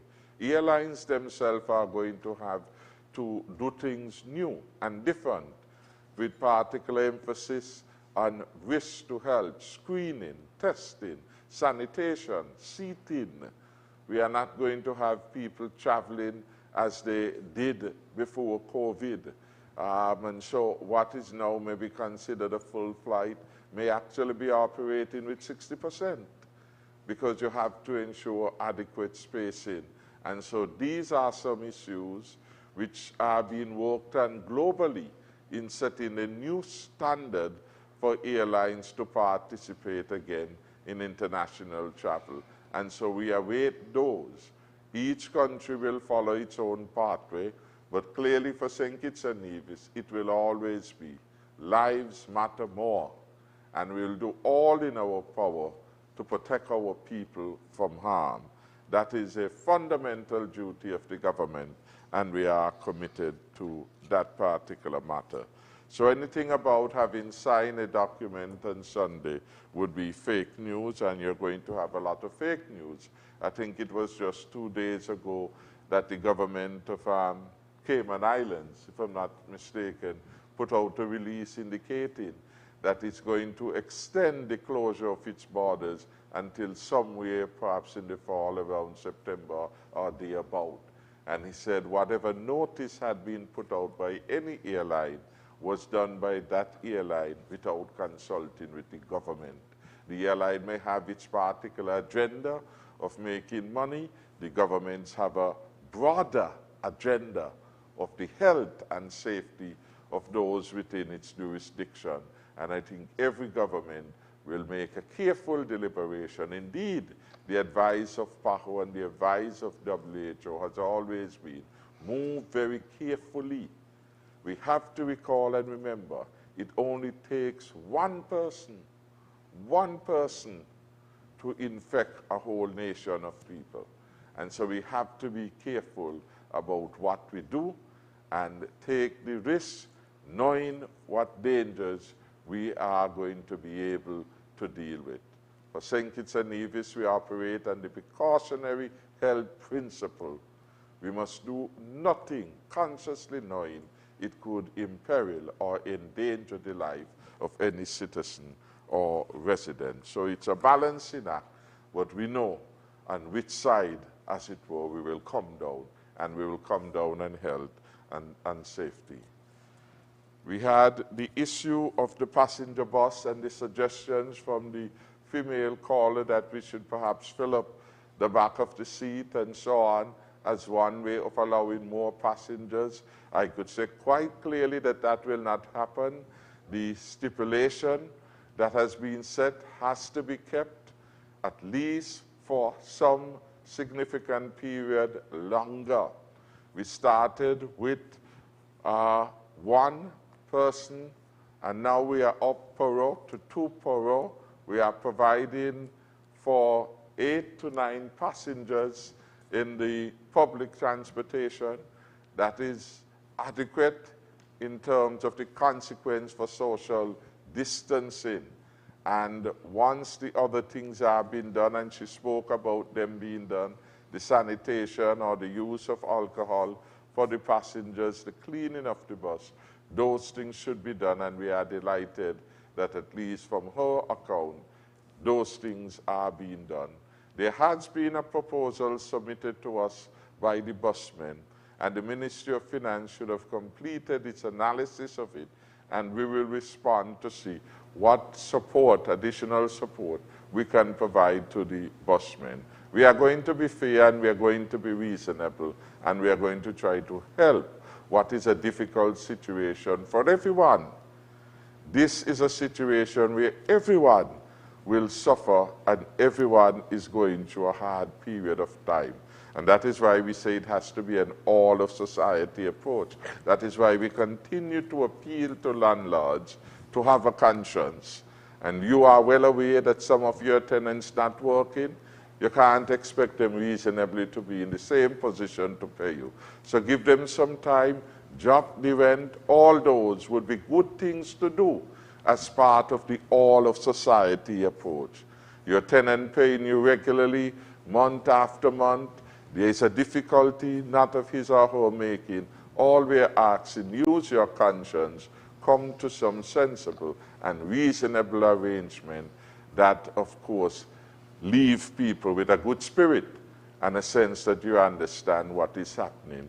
Landlords should also appreciate that they get a 6 months moratorium from the banks, and so give some relief in a similar measure as you have had at this particular moment in time. And if all of us attempt to be nicer and do things in consideration of others, I believe we can get through this with the minimum of dislocation for all of us. So I want to encourage again the landlords and other persons again to give good consideration to the welfare of others. So I think we have dealt with that particular question. Is there any that we have not yet answered? The question of the plans for Constituency 3 and Constituency 2 have been answered. John Paul raised the issue of not opening the border, a call that being re-emphasized by Nurse Garnett. I want to again commend her. She has given most of her life as a practicing nurse, and I take heed of her warning. There's a caller who asks about the stimulus package and the application. If you are a self-employed person and you're receiving a pension, the Social Security has determined if your pension is less than $1,000 and you say, well, a taxi man, you will be given the difference between your pension and the $1,000. So again, it is a generous offer, not seen elsewhere. So if you're getting, say, $500, for example, as a pension, and you had a second job, we take into account that the pension you would have earned that. They are prepared to give you a top-up of another $500. So those cases are being looked at. The Social Security is taking the lead of the government and attempting to be as generous as it can be in the circumstances to help our people to recover. I gather, and I just want to make the point that the outgoing representative for Central Basti has raised the issue as to why Social Securities are helping. And I wonder if Marcella Leiber doesn't have a conscience, that here it is, people are suffering. They themselves say people are suffering. An institution has come out and say that we will provide support to help people get their lives together again, help people keep their head above water, and the outgoing member for Central Basti has a problem with that. She has a problem with poor people getting assistance. And so the people of Central Basti has a clear choice, and a simple choice, therefore, to choose a candidate of the personality of Ambassador Jonel Powell, who is committed to help them improve their lot and mobilize all of a society to ensure Central Basti is put at a better place. And I know that when the time comes, they will choose one candidate for Central Basti.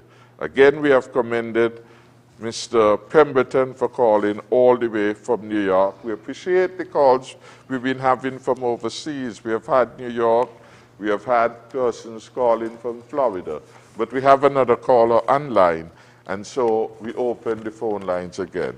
Caller, you're on Leadership Matters. We are happy to hear you.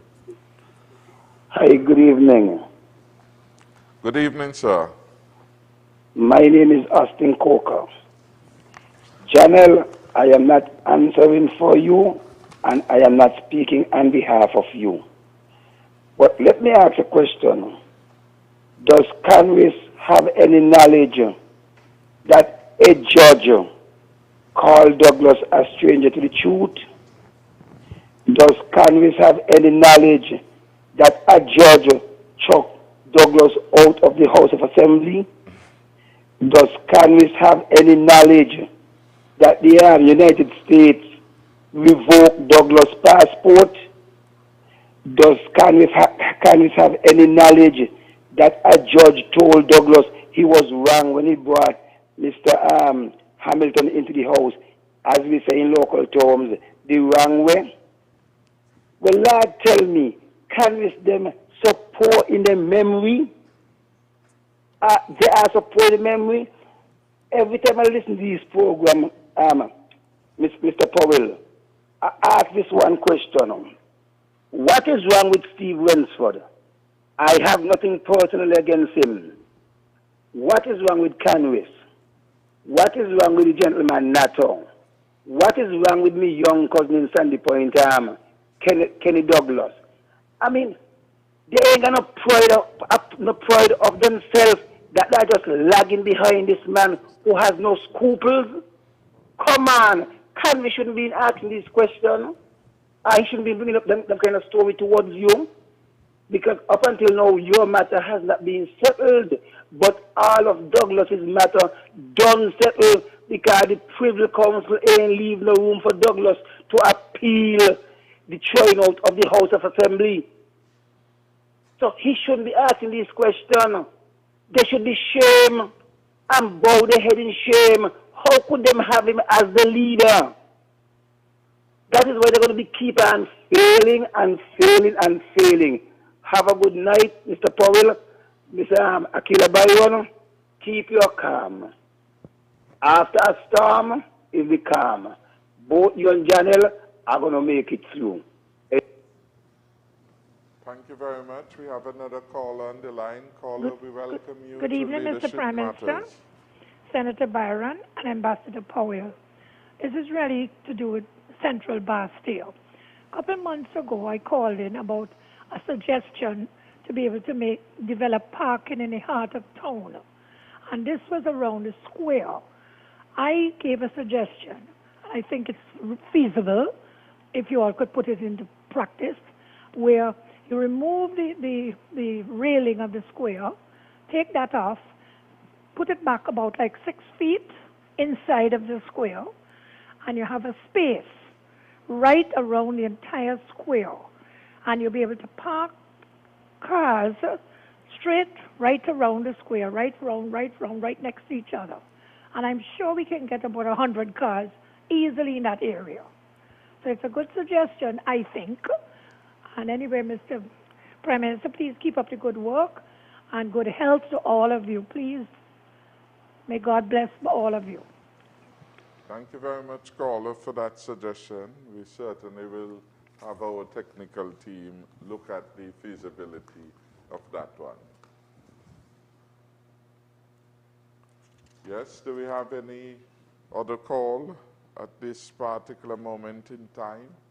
If not, I'll ask Ambassador Powell if you wish to comment on the statement from Austin Coker and the suggestions we have had about how we can improve parking in Bastia. Certainly. I'll start with the last one first. Again, I think is a suggestion that is worth consideration. I know of a number of suggestions that have come forward from some of our young technocrats within the system and even outside. In addition to the suggestion made tonight, there's also been a suggestion whereby a portion of the old Bastia High School be used for parking and to create somewhat of a bus system around town. Parking is one issue, but also we have to bear in mind traffic congestion. And so where you provide parking facilities at the old Bastia High School and then have a bus system which would take you to different points around Bastia has also been a suggestion that has been put forward. Both of these, I think, are good. And as the PM said, the necessary persons can look at these and other suggestions to see which works best for the circumstances of downtown Bastia. You know, I don't know about you, PM, but I like to hear positive suggestions like these because I can tell you, this is a government that listens to the people and reacts based on what the people want to see.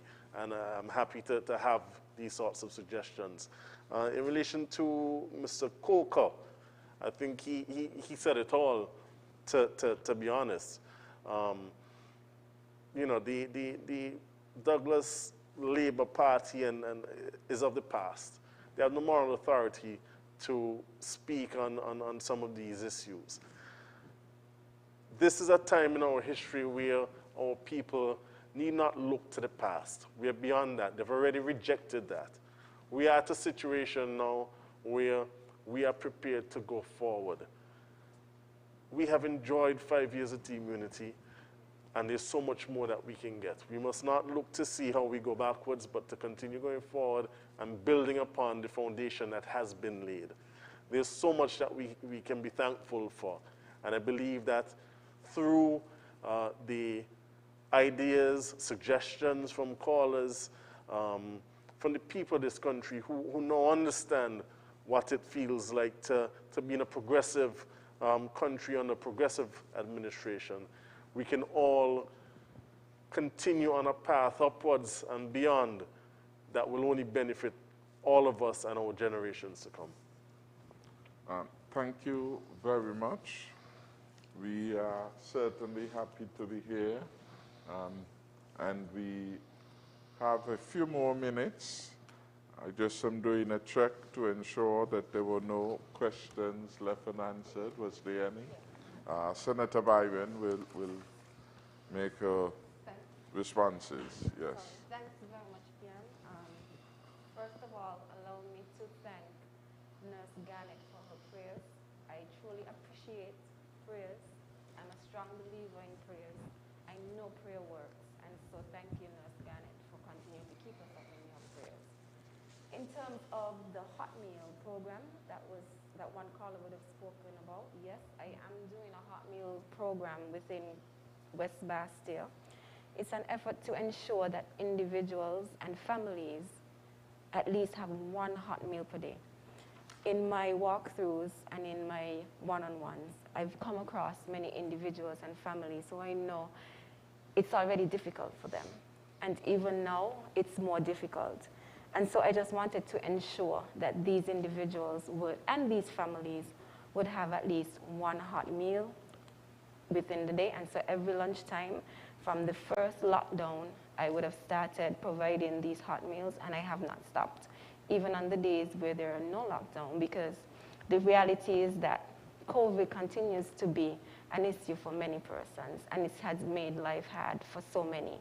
And so I just want to make sure that persons get the nutrition that they need, families get the nutrition that they need, and they remain healthy through this time, and they, as well as stay safe. And so I have been providing those meals to the elderly and to the most vulnerable among us. And it's very easy. All you have to do is call my office, 766-9540 or 465-0757, if you would like to be able to receive, if we've missed you in any way and you would like to be able to receive a meal, just make a phone call and we will deliver, because we have to make sure everybody stays healthy and you get the nutrition that you need. I had a question about what motivates me as a woman in politics and what keeps me going. It's simple. I know it's bigger than me, and I do not take it personal in a sense. I understand that I have, there are things that must be accomplished. There are needs that must be met. There are people who need assistance. There are things that I need to accomplish. And so even with, yes, I'm not going to lie.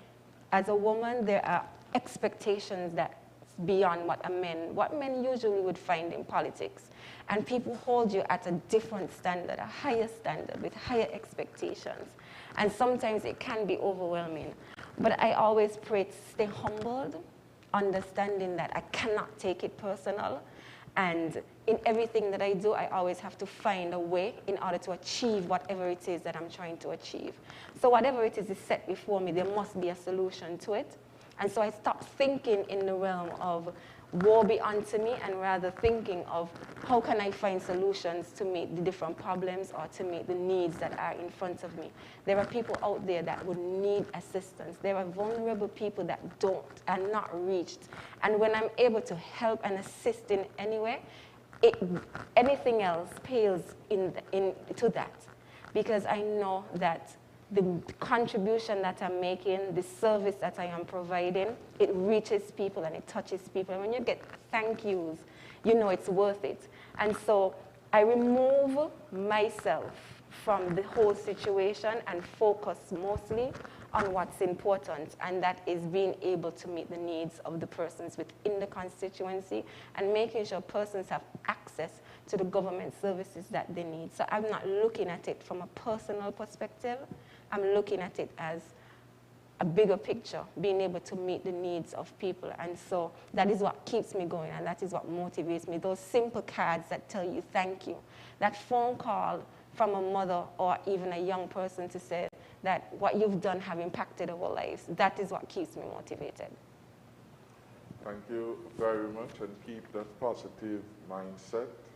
It is helpful when you're serving others. You have to make sacrifices, and it's a sacrifice in you and family and well-wishers. I want to thank your mom and dad, your husband, your children, and the network of people in West Bastille, from the PAM family, from the PLP family, from the non-aligned family, who are committed to give you the strongest possible support. I want to read a message that has been sent from one Dina. She was a visitor to our shores, and I was sent this and asked that I should read it. He said, I would like to send a very big thank you to your government and to Prime Minister Timothy Harris for your amazing leadership throughout our stay here on your beautiful island of St. Kitts. Unfortunately, both business and family, are calling us back to our home, and we will be leaving tomorrow. We gathered this was sent some time back. I will always be thankful and respectful for you and your country, and all here who have made it such a haven, safe haven for us during this difficult time.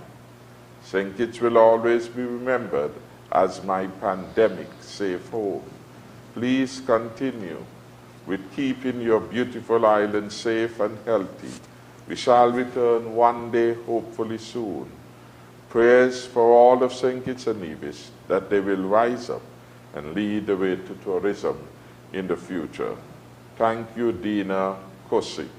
And if she's listening, I wanted to know that your message did in fact reach the Prime Minister. We are grateful that you have found us a welcoming place, even in the very difficult circumstances of the pandemic. And of course, we are buoyed and encouraged by your own interest in coming back and for seeing St. Kitts with all its beauty and charm as that place to be. Thank you again, and I'm sure that our Tourism Authority officials are happy, and they will of course be in touch with you, and we want to thank you for the favorable expressions you have had. It's amazing that at times persons who are not living here come, appreciate our country more than we do, and have such a positive attitude about what is happening. So commendations. Thank you. I think about this time we would want to begin our wrap-up session. I gather there may have been 1 or 2 text messages. If we have them, we could perhaps take 1 or 2, and then we will begin the wrap-up, and we will start with Ambassador Jonel Powell when we get to the wrap-up, then Akilah Byron-Nisbett, and then I would bring the session to an end. Could someone read the question? I cannot read from the screen there. Okay, the text message is, what is the government's plan to sustain the country, more so tourism industry, during this time or up until the tourism season can become normal again? In my opening remarks, I did speak to the future and what is happening now and some of the plans. What I would say as we begin the easing of the restrictions, more business limitation days, we are now as a country back into a 5-day work week, which would have been the norm, at least for most persons in public and private sector. So we are on that path of getting the economy closer towards normalcy. We are still a long way off.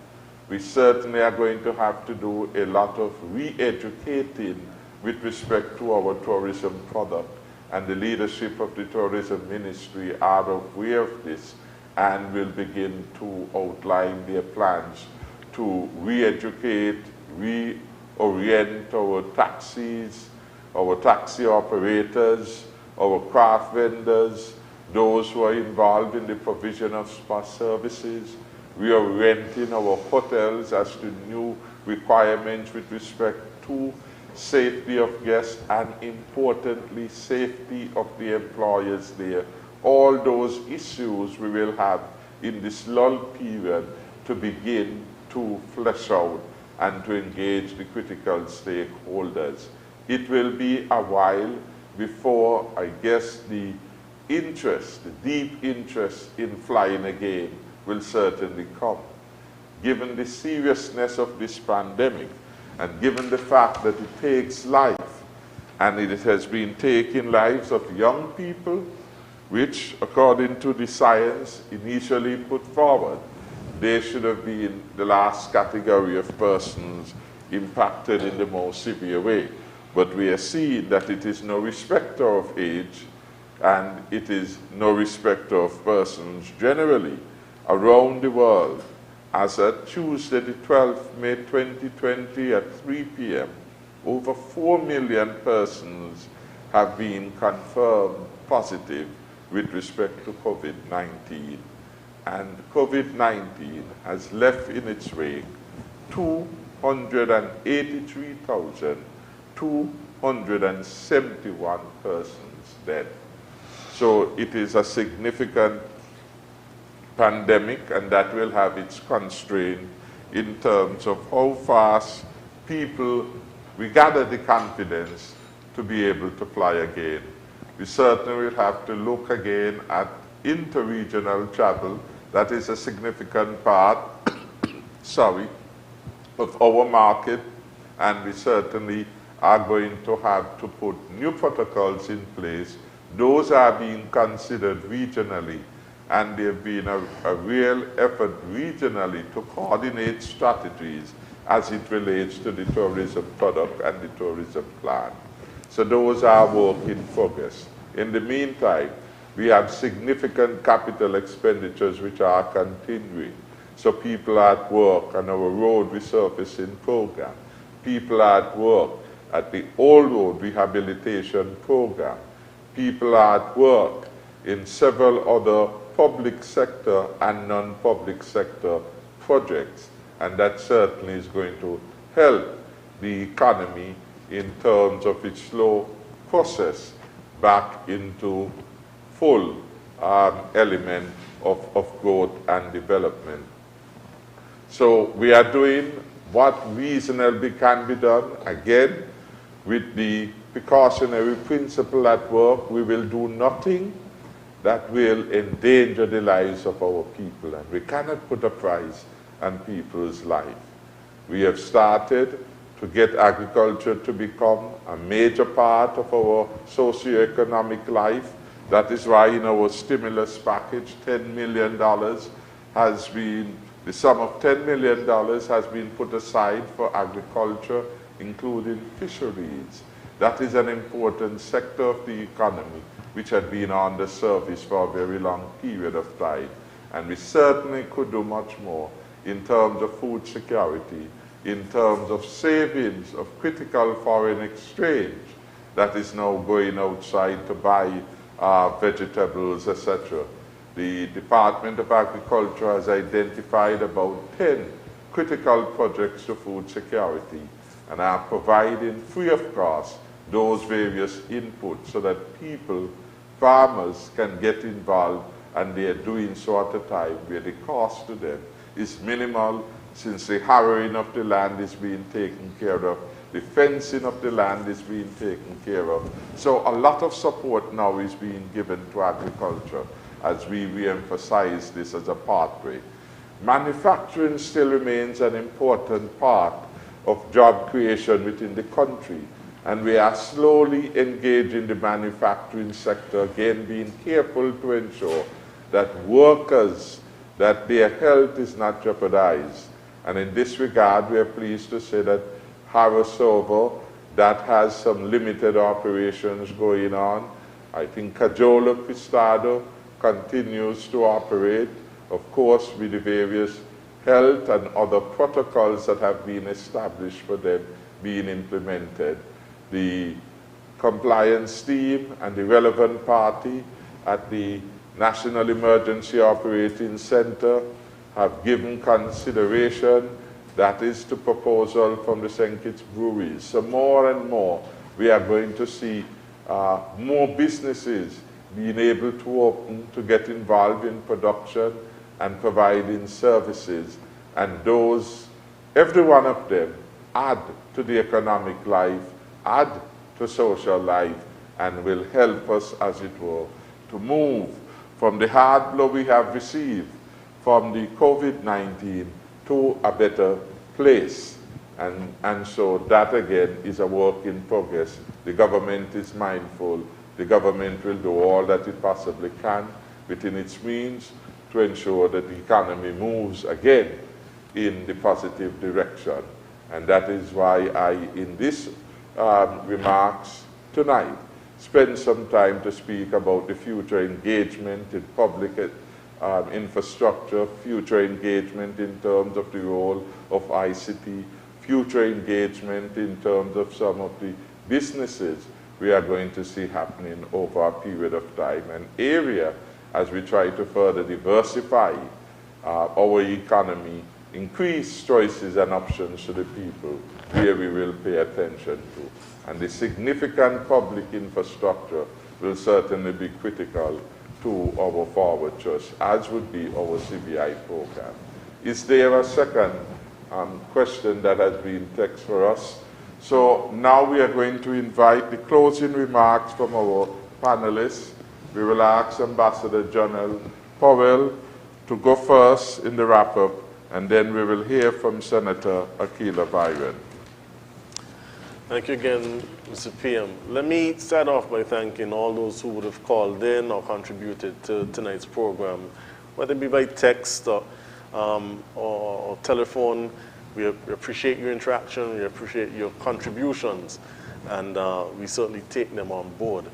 Let me also use this opportunity to thank Nurse Garnett as well for her prayers and her support, but in general to thank nurses, both current and of the past, for being there for us and for doing, doing the jobs that keep us alive and keep us healthy. We truly appreciate you. I also want to use the opportunity to thank you, Mr. PM, and Senator Byron, as we come to the close of a parliamentary term. I want to thank you both, as well as the rest of the Team Unity team in the Parliament, for your sterling leadership over the past 5 years in Parliament, representing the people, not just of your own constituencies, but the people of St. Kitts and Nevis on a whole. We are at a point now where we look to a transitional phase, and I am happy to have been able to be a part of this Team Unity administration and leadership, whereby so many people in St. Kitts and Nevis have been able to benefit as they have not benefited before, where we've been able to do things that has never been done by any government before and think outside of the box to provide new opportunities and better opportunities for our people. As we go forward, we can only do more on top of that. I want to say to the people of St. Kitts and Nevis that I know these are rough times, but be comforted that you have a government that cares about you and will continue to look out for your best interests. I want to encourage all persons, but young people in particular, to use this opportunity, this time, to look for new services, new avenues of creating jobs for yourselves. It could be in the creation of face masks or hand sanitizers, to name a few, but there's so many new niche areas that we can look for to help ourselves out of what is a difficult situation. And you can do so knowing that you have a Team Unity administration which will encourage you and support you. The government has already spoken about additional funds that have been made available for startup businesses and small businesses. This is an opportunity to continue the growth that we've seen under this administration over the past 5 years. And it is only fitting that I bid a special adieu to the people of Central Bastille. I continue to stand here with you and for you. Know that I have your back and that this is your time now. Thank you very much. And I want to wish you all the very best as you pursue the challenge of greater service in particular to the people of Central Bastille and beyond Central Bastille to the people of St. Kitts and Nevis. It is a task that you come well prepared and well able to execute, and all our best wishes and our very good efforts will be put to ensure that you succeed as the next representative for Central Bastille. Thank you. I now invite Senator Akilah Byron-Nisbett to give her closing remarks. Thank you very much, PM. And thank you also for having me here with you this evening so that we can be able to share in the discussions with the wider population of St. Kitts and Nevis. Thank you also to Ambassador Powell. Thank you for your kind words, and thank you for continuing to do what you have to do in order to ensure that Team Unity's work continues within Constituency number 2 and within your role as Ambassador as well. I would also like to thank the callers for the questions, for the recommendations. Without you, this evening would not have been as fruitful as it has been.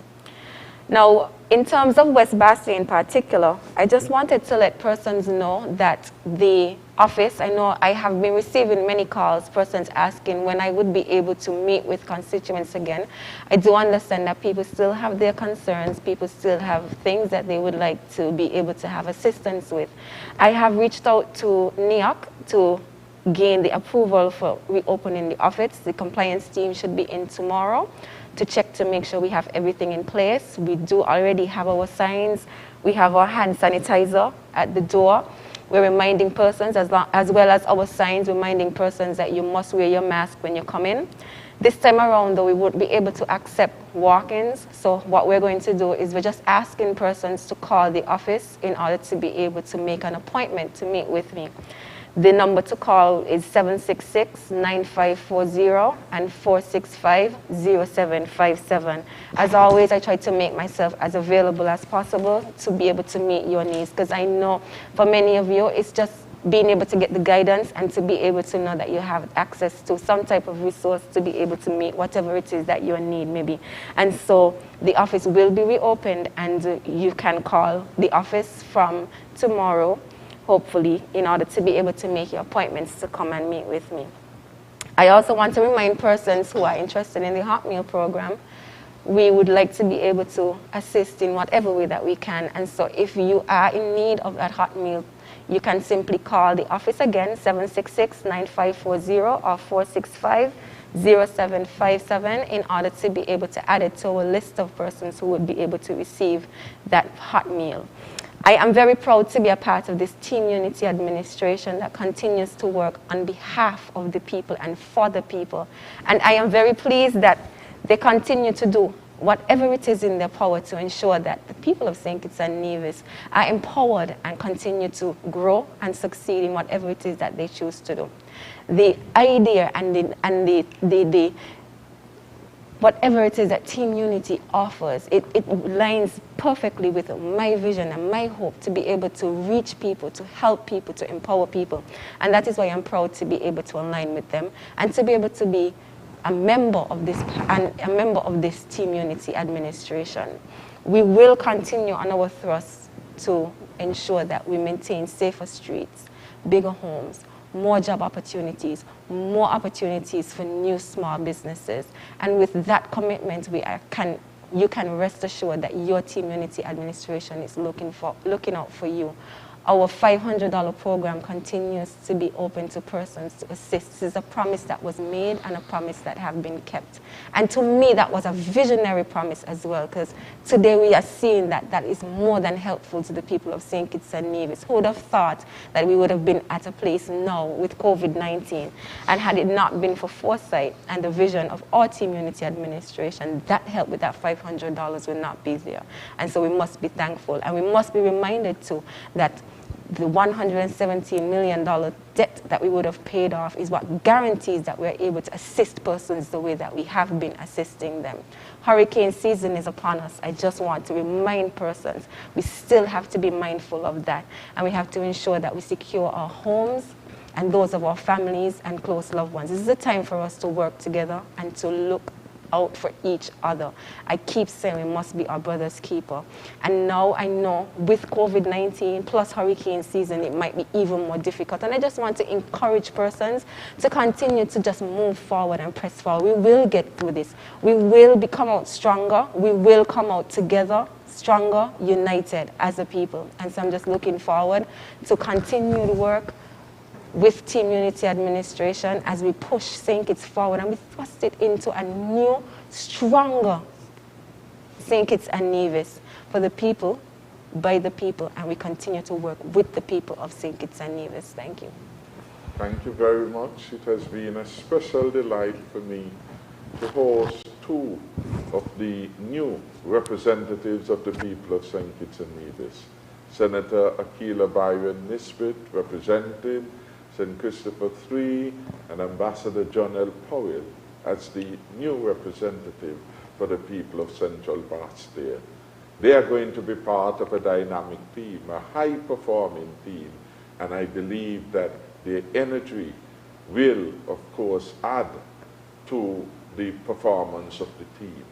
The people of St. Kitts and Nevis, with fair-mindedness, can say that the Team Unity administration has been the best performing government in living memory.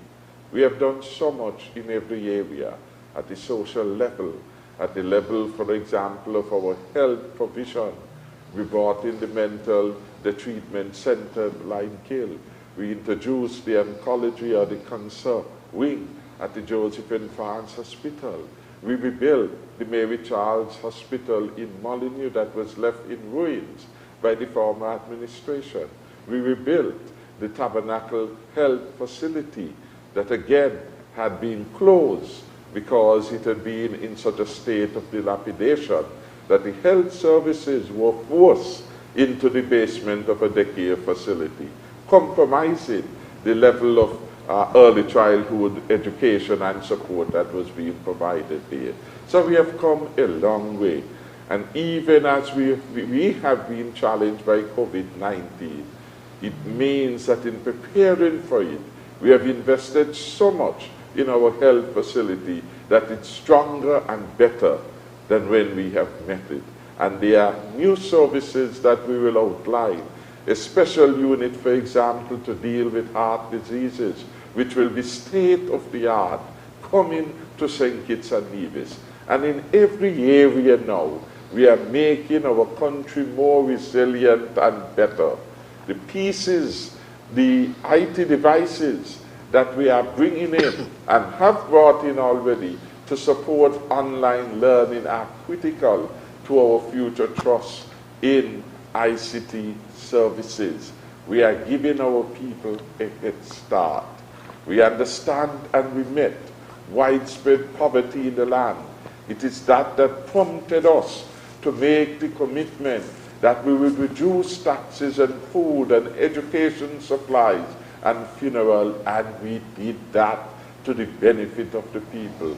It was that level of poverty that we had experienced in the alleyways and byways of rural and city St. Kitts and Nevis that allowed us to make the pledge that we will provide a top-up for our people, if you will, of $500 per month.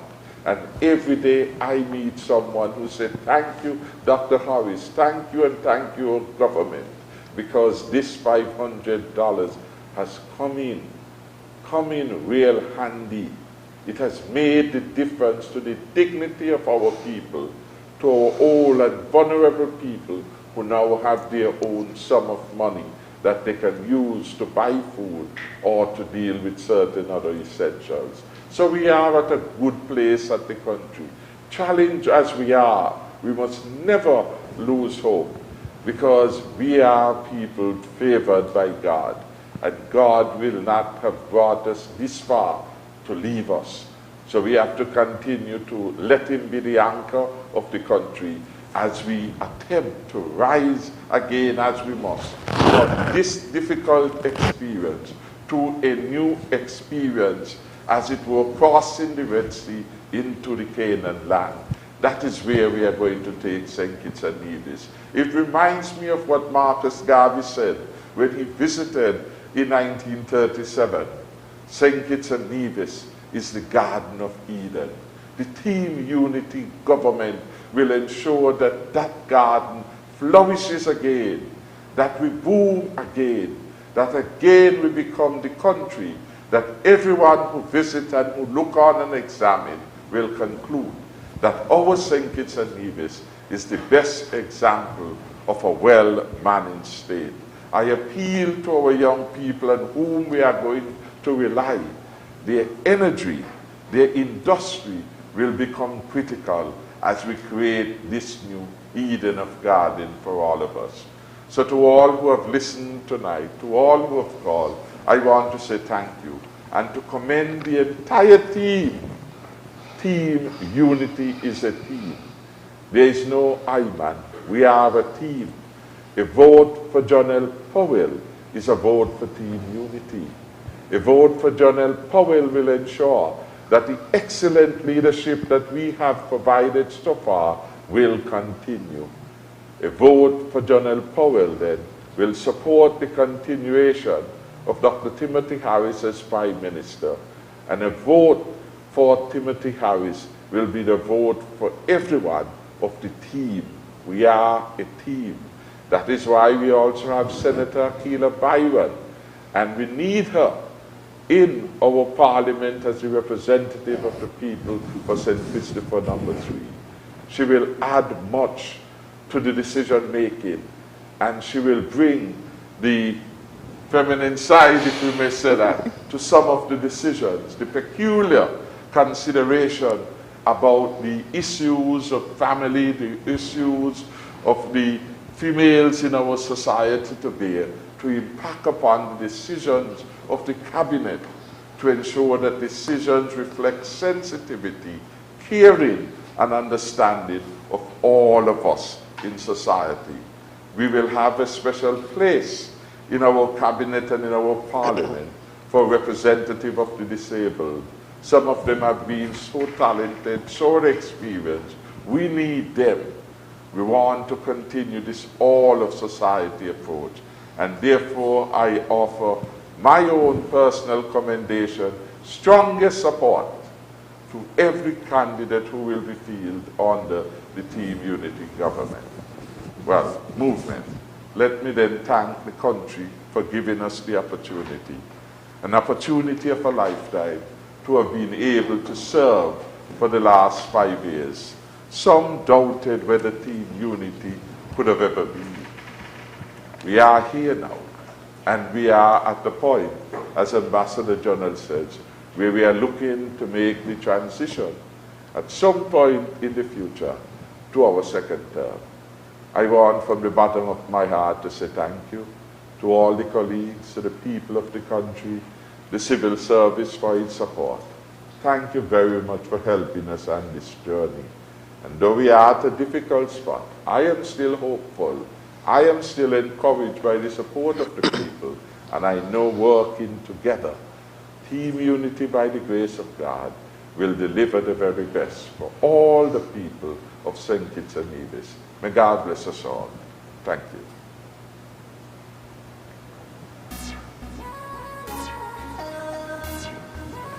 I want to keep Team Unity for another 5 years. Country on it, God. I wish the best unity government that they win in the next general election. People are looking forward to another 5 years with Team Unity. You know, one good term deserves another.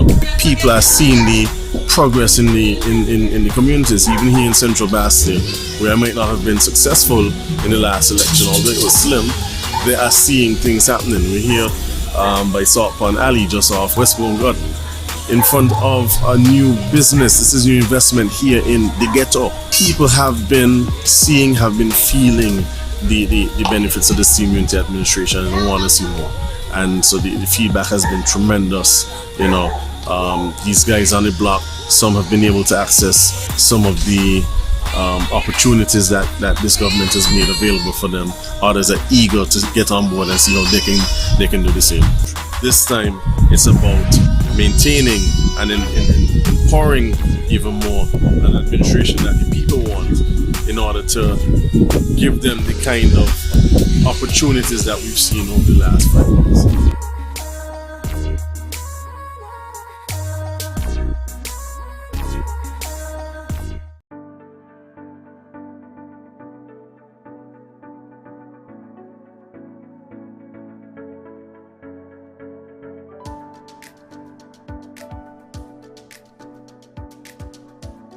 It has been a pleasure to be here in Boyd's this evening to give support to Senator Akilah Byron-Nisbett.